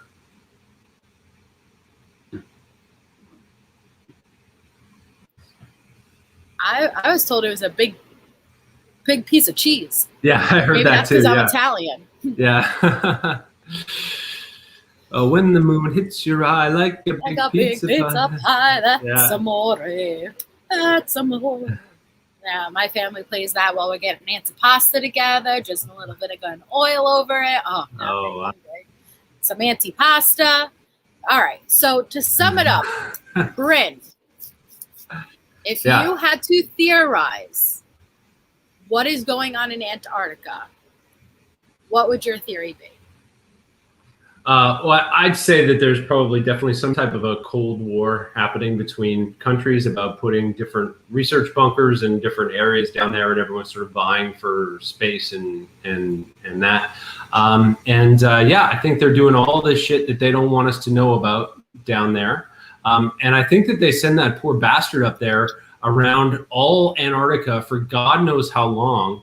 And then when the poor bastard went a little nutty, they just threw him to the wolves. They were just like, I think they aided and abetted, and I think they fed into his delusion and then just threw him away. But I think he did see something down wherever he went. I do think that something happened to him for sure. And I thought, I'm going to look more into his journal, because I thought that the style of writing really interested me, how somebody who probably wouldn't have written that way would be suddenly writing that way about an experience that he had. So. Well, I like what you said, because I didn't even really think of it as a plausible option until you said it in regards to the MK Ultra. It's not black or white. It is a spectrum, and it's not, well, is there a hollow earth or isn't there? There is a lot of gray area, and who's to say that he didn't experience something, see something? Because even if we go with there was an ancient advanced civilization that is frozen underneath the ice, that would account for, look at all the evidence of crafts we see and things that are being unearthed as the ice, slowly melts. Who's to say that he didn't witness something, and then once he got back, because of his knowledge and now they are, they're vulnerable to him exposing it. Who's to say that they didn't put him in under some kind of project where they dosed him up with drugs or use some form of mind control that basically he was no longer able to determine what's reality and what's not, just to cover up, him potentially coming forward. I wholeheartedly believe. I'm here. I'll chime in a second. I'm sorry. I got something going on over here. No, that's okay. I wonder if there are windmills on Antarctica. I don't think so. I think it might get too cold. I mean, the problem, and that's the other problem with Antarctica, is they're talking about it's so cold. So living up there, surviving up there, everything costs so much. You have to take everything with you. So if you're going to go to Antarctica, there's got to be a good reason, right? There has to be, either because you want to get as far away from civilization as possible, or because you're going specifically for something, like one of those things, pictures that you show. But because it takes so much man effort and time, and just to survive in Antarctica, it takes so much more than it would take to survive in, obviously, like Southern California or something like that. But you got to think of underground, though. Yeah. If they're underground, I would imagine it wouldn't be so bad. No, 100%. And if there is some type of thermal vents or whatever, and there was some type of vegetation, and then absolutely, maybe he really did see some type of inner world down there. It's quite possible. Well, I wouldn't believe this, because I would think the same thing as you. When I first heard that, I was like, it's freaking Antarctica. There's nothing there. It's freezing cold. Why would somebody want to vacate up there? But then if you look at how these politicians are going on a whim, I mean, on election night, John Kerry flew up there in 2016 on election night. Why are you going to Antarctica on election night? Right. I mean, it makes no sense whatsoever, unless there's a place. How do we know that it wasn't actually a hollow earth, an inner earth, versus these ancient ruins, this possible technology of an advanced civilization simply isn't a mile or whatever below the ice, and he's mistaking this for being an inner earth? But then again, like he did say, there is a second sun inside the earth suspended and stuff. But yeah, go with me. I'm with you on that. So let's take this. So we, as people in 1947, built these little things that they dropped into the ground, right? Those little bunkers, right? If I'm an alien species, the bunkers I'm going to drop in the ground are going to be a hell of a lot better and nicer than just little boxes, right? Those bunkers might have some sort of energy source. Those bunkers might have some type of vegetation. Those bunkers that an alien might drop down there for people to live in might look a whole lot like a hollow earth, right? Because they may have an ability to create an artificial, some type of artificial environment, so that they can make their own bunkers. And I thought I think that's interesting. That's actually a really plausible theory. Urban, unless Antarctica is another Epstein Island doing crazy stuff. I think they're doing crazy stuff. Oh. Let's not hope it's Epstein style. Yeah, really. Soul Sister. All jokes aside, they probably are doing something like that for real. So, Soul Sister, just to recap, we were talking about Admiral Byrd and Operation Highjump, his missions. He's the only person at that time to have gone to both the North and South Pole. And what he claims he experienced there was basically the North and South Pole have massive openings, and you are able to, the Earth is actually hollow, and within the Earth there is a second sun, running water, trees that are a mile tall, giants, people who are 15 feet tall, these animals that look like kind of mammoth-like beings that are massive. These people are able to age and live a lot longer than we are. And so we're trying to, because the three of us on panel already know a lot about Antarctica, and there are speculations that it may have been Atlantis. It may have been a pre-human advanced civilization that may have gotten flash frozen. This is why there's a treaty between all the countries that you are not allowed to go to Antarctica. It's a no-fly zone. Nobody's allowed there except an elite group of scientists and military. And so we're theorizing, well, what if it's somewhere between? What if it's somewhere where there is underneath the ice advanced technology, evidence of an advanced civilization, but Admiral Byrd, not knowing any of that and not expecting anything, possibly went underneath the ice and mistaken what he saw for an inner Earth city. Is that pretty much generalized what we were talking about? Yeah. Yeah, you did a great job. Fantastic job. Yeah. Oh, you guys are so sweet. But you forgot to point out that Irvin was giving lip the whole time too. Yeah, but then Irvin's over there giving lip. Irvin, you are more anytime, and this goes to anybody. If you ever hear me say something and it's wrong, and it'll happen a lot, just correct me, because I don't want to be someone preaching something that I got wrong. I would appreciate if someone calls me out and says, no, this is actually the right way, because I love to be educated. And I love to know what's right and what's not right. And I'm no scientist here. So please feel free. And I love all opinions. As long as you're respectful, you could be completely disagreeing with me, as long as you have somewhat of a smile on your face when you say, fuck you, Melissa. That's all I care about. Oh, wow. All right. So Raytheon used to have a small base there. Not sure if it's correct. Oh, yes. Welcome, Ashby, by the way. So yeah. So Brittany, any last words about Antarctica? Any last theories of what you think's going on? I just believe that there is an ancient civilization there, and as time goes on, you remember at one point they never would admit to us that Area 51 was a base. Yep. They only recently told us that. So as time goes on, I think that they'll either tell us, or the ice will melt so much that it's just undeniable, and we'll know it. But I believe it's an ancient civilization. I believe what happened with Admiral Byrd is the truth, and only time will tell. So you think there is an inner Earth? 100%. You do? Yes. You think the Earth is hollow? I do. Because, I didn't know this. I didn't know you were 100% hollow Earth. I am. The flat Earth theory led me there. That's what I mean when I say don't throw the baby out with the bathwater, because there's so much more that you learn in the flat Earth. And I learned a lot about the hollow Earth. And there's too many things that the predictive programming, I guess, like they tell you about it in so many different ways.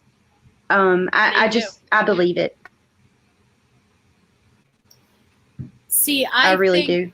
I 100% believe, I know there's something in Antarctica. I think it may be Atlantis. I think there is advanced technology, and they go there and they obtain what they can, get the knowledge that they can, and they basically, every country agrees, yeah, let's keep this on the hush hush. We'll only send the best of our best here, because they don't want the rest knowing about it, which I think is not fair, because like I said, even though I was born and raised Catholic, I went through the period that I think everyone goes through where you start to question, like, what if, how do I know for sure? And it wasn't until I started to study science and the universe and realize our vastness and what's possible. Like we've been talking about, time travel is possible. And that made me have a completely different outlook and perspective.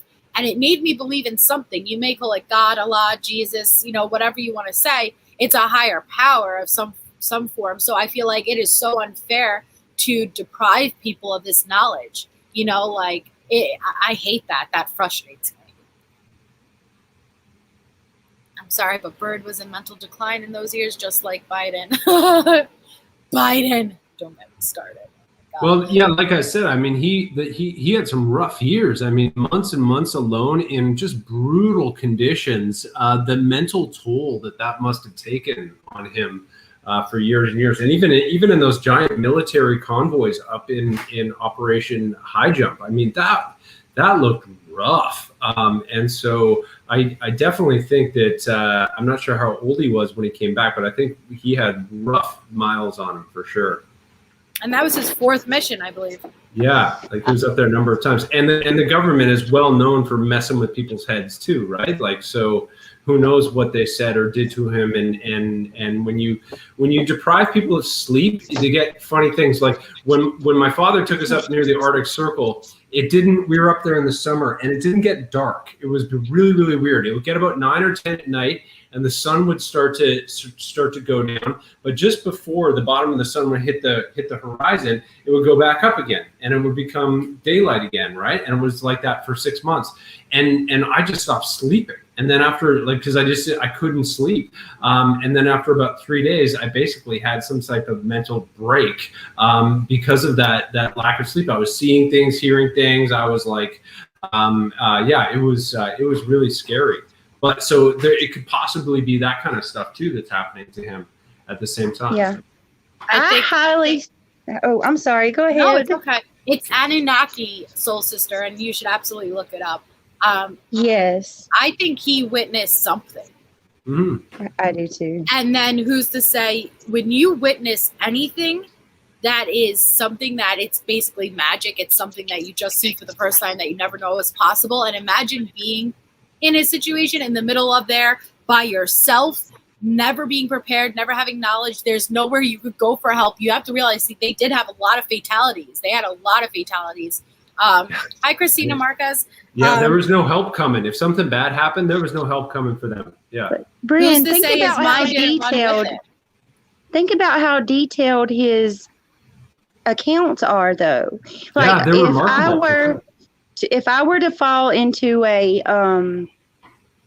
like I'm sleep deprived, or I have some type of, because at one point he did get carbonate. What was it? He got the why do I draw a blank on live, and I hate it, and I'm so sorry, y'all.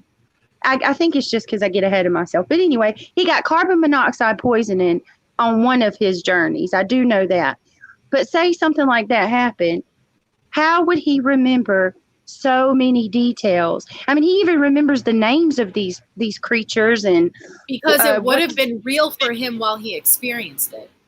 That's true. Yeah. It's not like after you sleep, like, yes, say, because I've been sleep deprived before. And when I say I full on had an experience that I was not able to discern if it was real or not real, like, yes, once I woke up the next day, I realized, oh my God, that didn't happen. But I could remember everything, how it happened. So who's to say after what the government did to him? Because either way, he probably witnessed something he wasn't supposed to. So imagine what they did to him, whether it's just more sleep deprivation or administration of these drugs, which they were known to do at that time. Really, how is he supposed to? That would just make him, even fantasize even more and bring, he could have just very simply saw a UFO. And yes, who knows? It may have been shooting at it. That doesn't mean there's an inner Earth. Oh God, it broke. He just broke my stool to my vanity. Oh my God. Oh, sorry. Oh, that's good. What about all the symbolism, though? The subliminal messaging that points to the hollow earth and Shambhala and all that. Like, I swear you see this stuff everywhere. Once you become aware of it, it's in so many movies. So welcome you, just another fool. Thank you so much for subscribing. I do a live stream like every other day. Sometimes I'll do 2 days, but I'm gonna try to do at least every other day from here.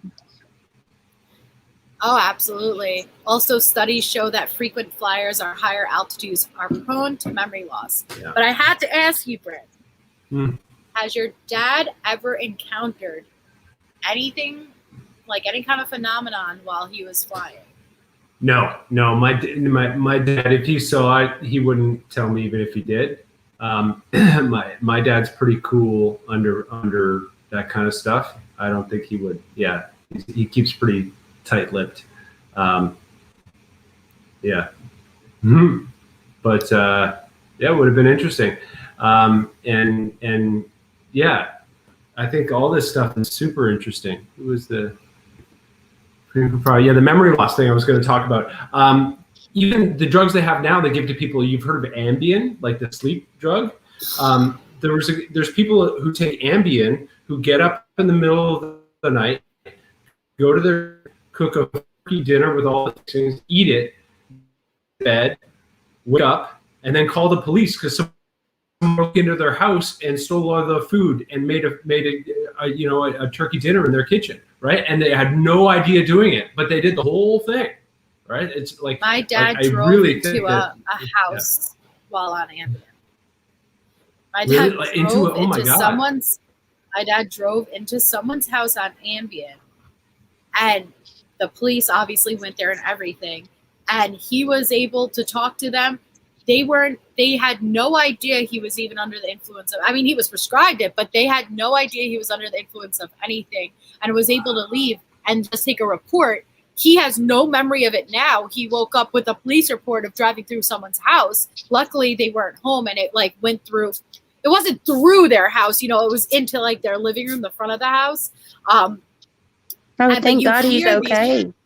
You hear these stories. He's like, how did they let me go? Like, but he was able to just talk to them, and they weren't even able to tell he was under the influence. And you hear about these Ambien stories where, what happened? Like, and I know Roseanne, she got into a lot of heat because she took Ambien and she made that tweet. And oh my God, they had to like cancel culture on her. I heard that if you don't go to sleep right after you take it, that happens. Yes, if you don't go to sleep in a certain amount of allotted time, you go and something else happens. Oh my God. Ambien made me sleepwalk, take the garbage out, and faceplant into my That's so scary, soul sister. Like, could you imagine you take Ambien, you wake up, you're in jail, and they're like, hey, you robbed a 7-Eleven, you're going to prison for 3 years. Oh my God, like, that would just be terrifying. Yeah. And that happened. Joe Rogan talked about his friend who took Ambien and was on an airplane and went berserk. And this was like a very together professional guy. And he took it because he had such anxiety over the flying. And they had to strap him down and tape him down because that's what they'll do at airports. Like if you're that out of control, they will literally tape you and strap you to the seat. And he ended up getting held in a different country because he was flying into a different country. And they take that very seriously if you're causing an issue on an airplane mid-flight. But he had no memory of it whatsoever, this guy. Oh, thank you, Irvin. That's so sweet. Oh yeah, I love it. Yeah, that's really sweet. I'm gonna go ahead and go, but I just wanted to say thank you for everything, and thank you, everybody in the chat. I'm sorry for tonight. I've had a lot going on and trying to talk. It was great to hear your husband. I love that your husband chimed in. But Melissa, I'll text you, and Bryn, have a good night, you guys. Thank you, everybody in the chat. I'll talk to you all later. Thank you, Brittany. Love you. Always a pleasure. Stop apologizing for family duties. I will not have it anymore. We love you. Thank you for coming on, and I will talk to you later. All right. I love you too. Bye. Ambien mate. I woke up to my daughters and husbands above me. I was screaming and blood was everywhere. Oh God. Man. That's the nightmare, right? Ambien made me sleepy, went to bed, then suddenly wide awake, rage style. Needless to say, I stopped. I never took Ambien. Yeah, I don't think I would ever take Ambien after some of the stories I've heard. That just sounds freaky. I was so sleep deprived after my twin boys were born. I started seeing ants crawling on one of my kids by the tons. I went crazy. Nothing was there. That's what's crazy is being sleep deprived is worse than driving drunk or driving high. Like and I'm not saying you should, but I'm saying that's how bad it could get.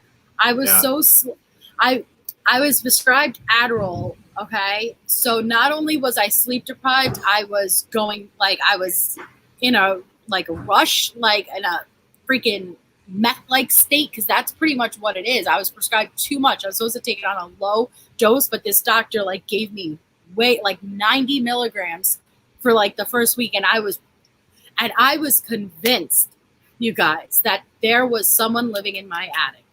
Oh, and anytime I would go up, they wouldn't be there, and anytime I would tell anyone about it, they thought I was crazy, but I would always hear these things. And I got to the point where I genuinely thought, yeah, there's someone up there, but he doesn't bother me and I don't bother him. We basically agreed to just go our separate ways. And it wasn't until I, got full rest and got off of it that I realized there was no one living in my attic. But I genuinely was believing that I had this roommate upstairs living in my attic. And it's so realistic. To this day, I don't think I hallucinated any of it. I heard those sounds. Things were getting knocked over, but no one was there. Yeah. No, and hallucinations can seem so real. Absolutely. Take it instead. Don't ever. Yeah. Lock yourself in your bedroom for sure. And yeah, Zach's first best friends. Okay. Wow. Oh my God. I had hallucinations after surgery and saw a dwarf-sized man on the bonnet of the Hanging On for Dear Life as we were driving on the highway going 100 miles per hour. Oh my God. That's from the movie Bridesmaids. There's a colonial woman on the wing of the airplane. Oh my God. Yeah, that's so good. Funny. Wow. Yeah. I was on when I was 18 or 19, I was in Toronto going to school, and my brother was in Queens. We were taking a flight together back to Vancouver, where I live. And we were about to get on the plane, and he said, "Oh, I've got these." And he pulls out these chocolate covered mushrooms. And he goes, "We have to get rid of them now, or they're going to find them on the plane." Right. So we're like, okay, so we eat them there. Now, my brother gave me much more than he took. No, I didn't know that at the time. Yeah, he gave you all the caps, not the stems. Yeah, my brother's an ass. And so we get on the plane, and it's all fine, and it's going to be fine. Everything starts getting a little weird, and everything starts getting a little, spooky, and that's okay. But all the seats around us are completely empty. And there's maybe 30 or 40 seats around us totally empty, and the plane is otherwise totally full. And it was really weird. Just the ones around us weren't empty. And then we heard this noise coming, and I thought it was a rush of wildebeest, some kind of animal, because I was starting to hallucinate. But it was actually 60 grade 4 kids and their elementary school teachers that were sitting all around us, right? So I immediately freaked out, right? Because they're kids, and I felt so paranoid, and I felt, oh my God, they're all gonna know, and then I'm gonna get kicked off the plane, and I'm gonna go to jail. And I started panicking, and I started sweating, and I just started freaking. And my brother was no help, right? Because he thought it was really funny, and that I was laughing, and he was like, oh, look at that kid, look at that, and the kids were doing weird things, and they weren't kids. So then the stewardess came down, and she asked me if I was okay, and I said, "Well, I'd just really like to get a drink." Well, she's like, "Oh yeah, come up with me. I'll get you some. Come with me." And then she actually put me in the I guess it would be business class or whatever the next section up was, and she let me stay there away from the kids. Yeah, that must have been a saving grace. Yeah, absolutely. But at first I thought I was in so much trouble. But yeah, it was really it's really terrifying because you actually think it's happening.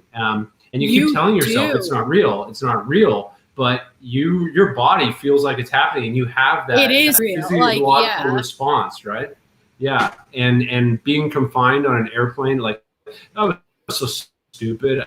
I couldn't imagine being confined. You don't want to be confined when you're on a trip, because that's the one, the bad thing about acid or shrooms.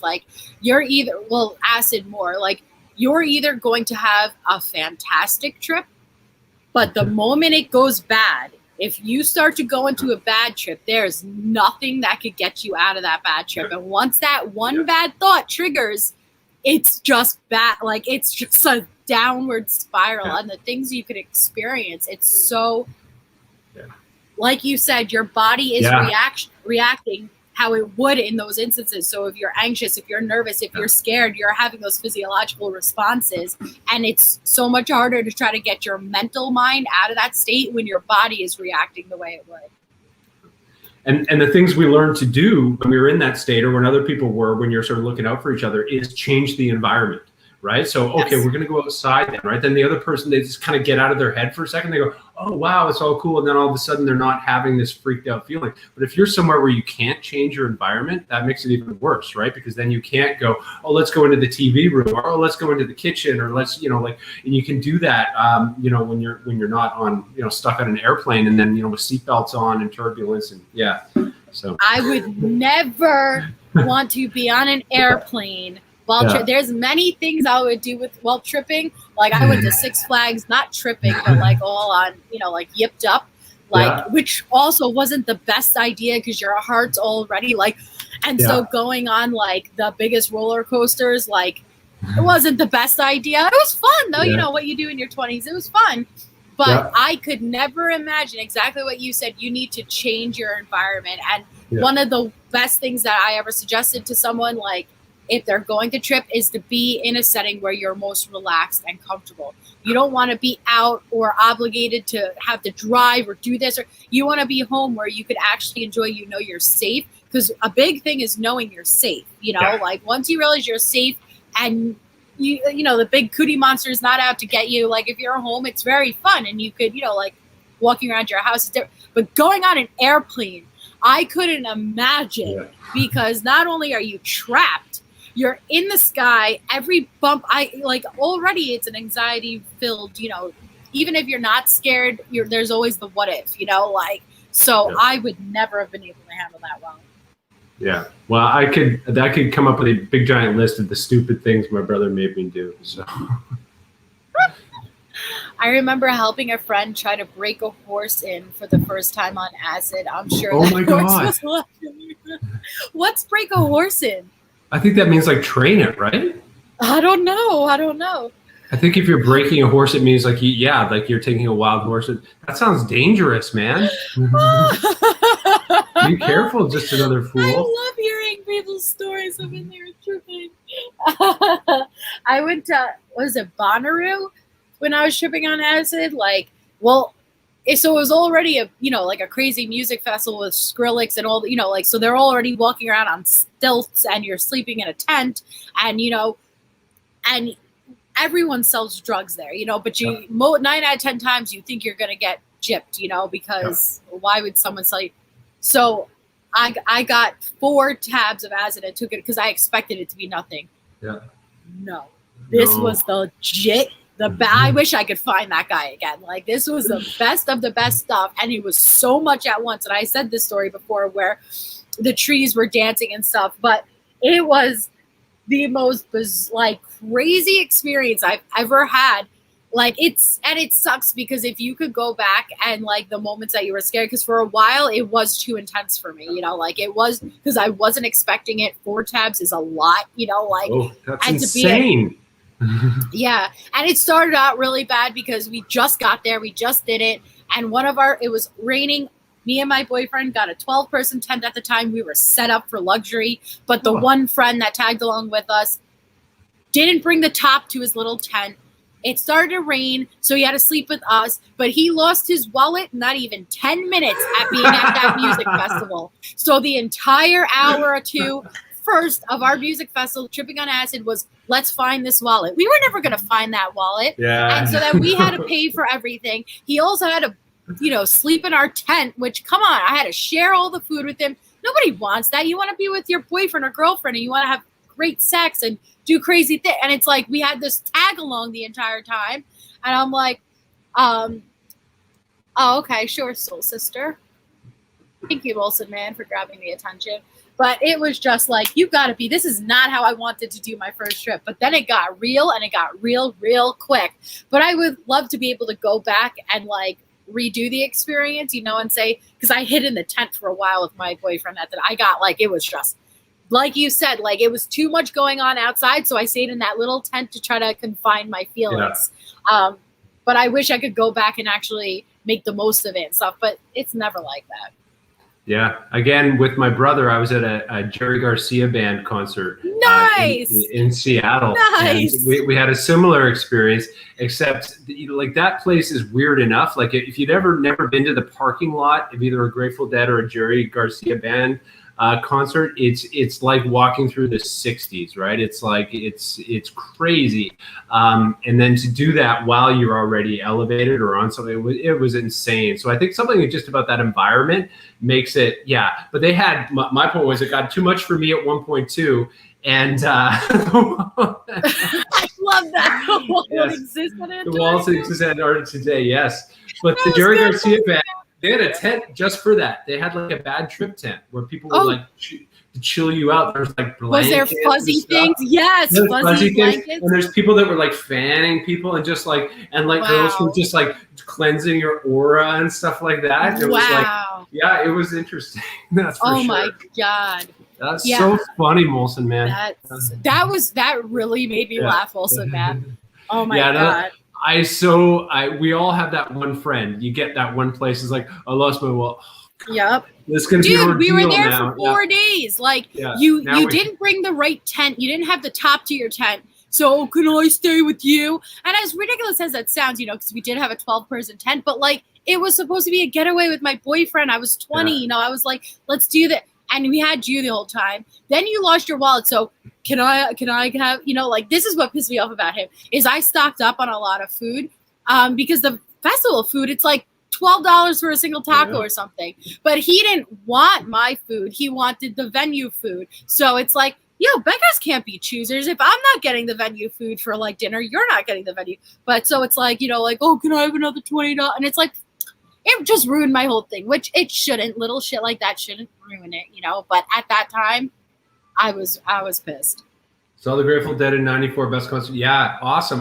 That was similar to when I saw the Jerry Garcia band. I think it must have been '95. We saw him. It was like a year before he passed away. We saw him in Seattle in one of the parks there. One of the famous parks. It was an outdoor stadium. Super cool. I never saw a Grateful Dead show though. I always wanted to. Did you see the comment? Look at the comment. Oh, that's amazing. New Zealand, they're so progressive, like New Zealand and Australia. They're like, especially New Zealand. And you guys figured out your COVID thing like that. That was amazing. Yo, this is exactly what LSD looks like. Okay, if you were to look at someone's face, you see this? You see this distortion? This is exactly what someone's face looks like when you look at them on acid. Yeah. Oh my God. Well, that was fun.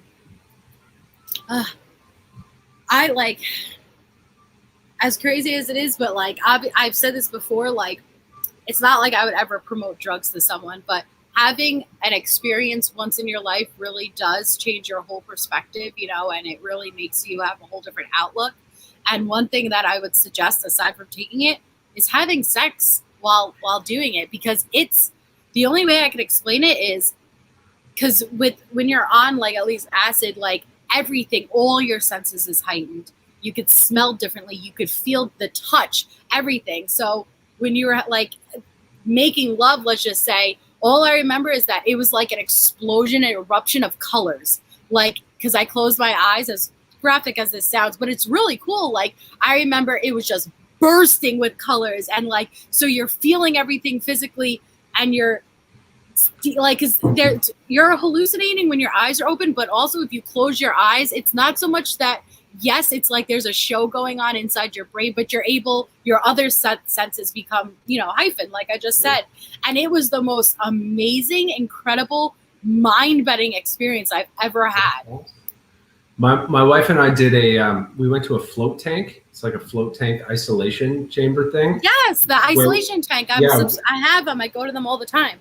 And we went in the 2-person one, and and that was really cool. Like to go in and you're right next to the person, and we didn't do the thing because they said not to, and it was also the water's really salty. I don't know. That but it was really interesting to experience that with her, to be in that place and to kind of you get out of your body and out of your mind. Well, it's a sensory deprivation chamber. Christine, I just want to let you know real quick, and to anyone, I don't ask people to pick sides or anything. You are more than welcome to go wherever you want. The only thing I ask is that you're consistent wherever you go. So like, yes, if you're engaging in talking a bunch of crap, then I'd rather not bring the energy here. But you don't need to explain what channel you go to or frequent. You are your own person. Please do your thing. Really, O'Doyle rules? Ooh, you got me there. But what's it called? The sensory deprivation tank is something Joe Rogan, here, I'll highlight it. Something Joe Rogan abides by. Like, he has one in his studio. It's all right. It's just funny at this point. My wife's listening. She's in the other, she was here. Yeah, come on. Give Joanna some credit. But what's it called? Joe Rogan has a sensory deprivation tank in his studio. That's how much he says it simulates like an acid trip or a drug trip, because the water, yes, it is slightly salty, but it's at a perfect body temperature. So it's not colder than your body and it's not warmer than your body. And if you could really get into a meditative state, it's supposed to, obviously it's called a sensory deprivation tank, but it's supposed to basically block out every sense, you know, between your smell, your taste, your sight, your everything that you're feeling, and bring you into like a mental place of euphoria. And I was able to rest my mind enough once to do it. And it was really interesting, you know, like, but obviously we're not Joe Rogan that has one in our, you know, so it's not like you could do it all the time and really get, because it takes me a lot to be able to rest my mind to try to even get into like a meditative state. Yeah, no, absolutely. Being able to let go like that is so difficult. That's why people have to practice meditation. Even when we were in the float tank, letting go of your neck, even though it's not touching anything, I found was so difficult because you're so used to holding up your neck. Even if you're in the water, you sort of hold up your neck so you don't want to fall into the water. So learning to let those muscles go was really difficult. Like the first 10, 15 minutes, I was really struggling with that. And then finally, when to let those muscles go and just trusted that my head was going to stay up. And when it was, that was amazing. And then my mind was able to really, you know, just branch off and start to wander. And that's when you start to see all sorts of weird stuff. And time, I think we were in there for 45 minutes, but it seemed like 15. Like it really did just seem like we were sort of just boom and it was over. It's excellent. Absolutely. Yeah, because if you're too focused on, oh, I got to keep my neck up, or if you're thinking about any of that, it won't work. You know, you're only in like a little bit of water. It's not that. Did you do a pod or did you do an isolation chamber? It was like a chamber where you could almost stand up. Okay. And there was like lights and stuff, because I didn't want the one where you'd be like totally black. Like there was some like sort of mood lighting kind of thing. It wasn't completely dark. And you could choose music. I think we chose not to have music. Yeah, you did it together. You were able to go together. We were there together, and we didn't have clothes on either. So that's kind of interesting. You sort of every once in a while, like you're sort of floating, you sort of bump into each other, and you just go whoop, and then you're sort of off, and then every once in a while, you sort of like touching. It's really interesting, just that sense of touch, because everything is you're so isolated. Then all of a sudden, just your hand touches skin, and that is like you were saying before on drugs or whatever. But it's that same thing. Your senses become much more heightened, and those feelings were really the texture was amazing. Yeah.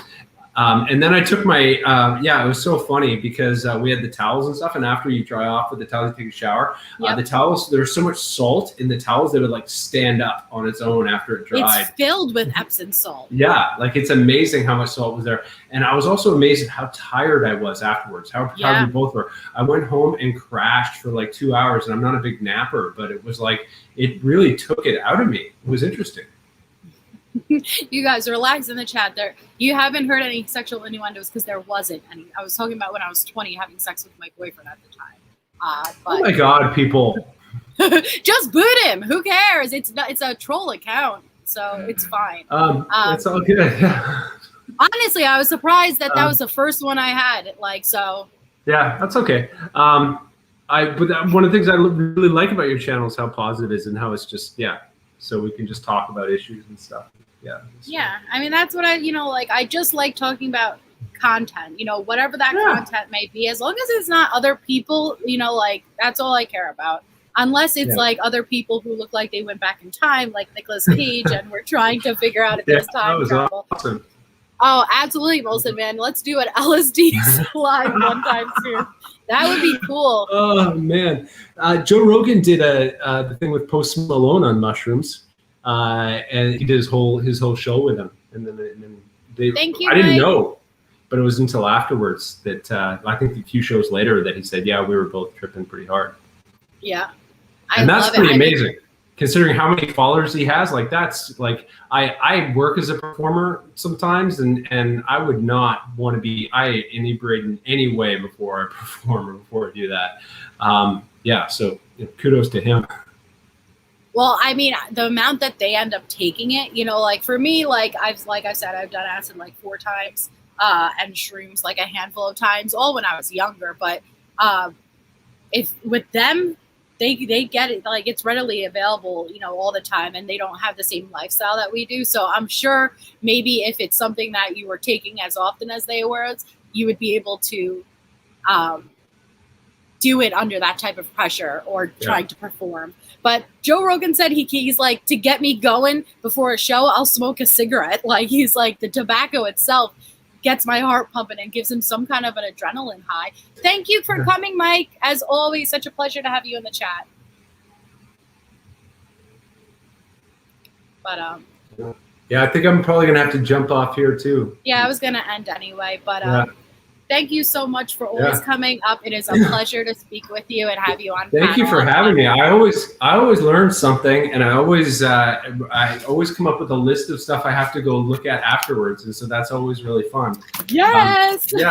So it's really cool, and I really I liked meeting Brittany's husband. That was great. So. Oh yeah, that was absolutely great. Because last time he was coming, like he was talking in the background, and I said to her, I was like, just have him come in. Anybody who likes these discussions, I just love, And what I love about also having these discussions is there's always something new in the chat that someone suggests. Oh, you got to look up this or you got to look up that. And a lot of times it's things that I'm not even familiar with, so I love writing it down because anytime I could learn, I want to. And thank you, Irvin, for putting me in my place and telling me if I got something wrong. Please, anytime you hear that, people, tell me, just remind me and correct me, because I'd rather be preaching out the correct information, not the wrong information. But I'm definitely going to look into that. So thank you to Bryn. Thank you to everyone in the chat. Spread some love and positivity to all. And thanks to all the people in chat. You guys are hilarious. Molson Man, Shelly Love, Wolflink, Irvin. Yeah, so great. Just another fool. Thank you so much. You guys are really I'm nice. going to be looking on Google Earth tonight for that wallet in Antarctica. I'm just going to be scrolling around. Yeah, thanks. It was lovely to chat with you. Okay. All right, it was lovely. Thank you, and say thank you to your beautiful wife for sharing you. I will. Okay, talk to you later. Right, Namaste, everyone.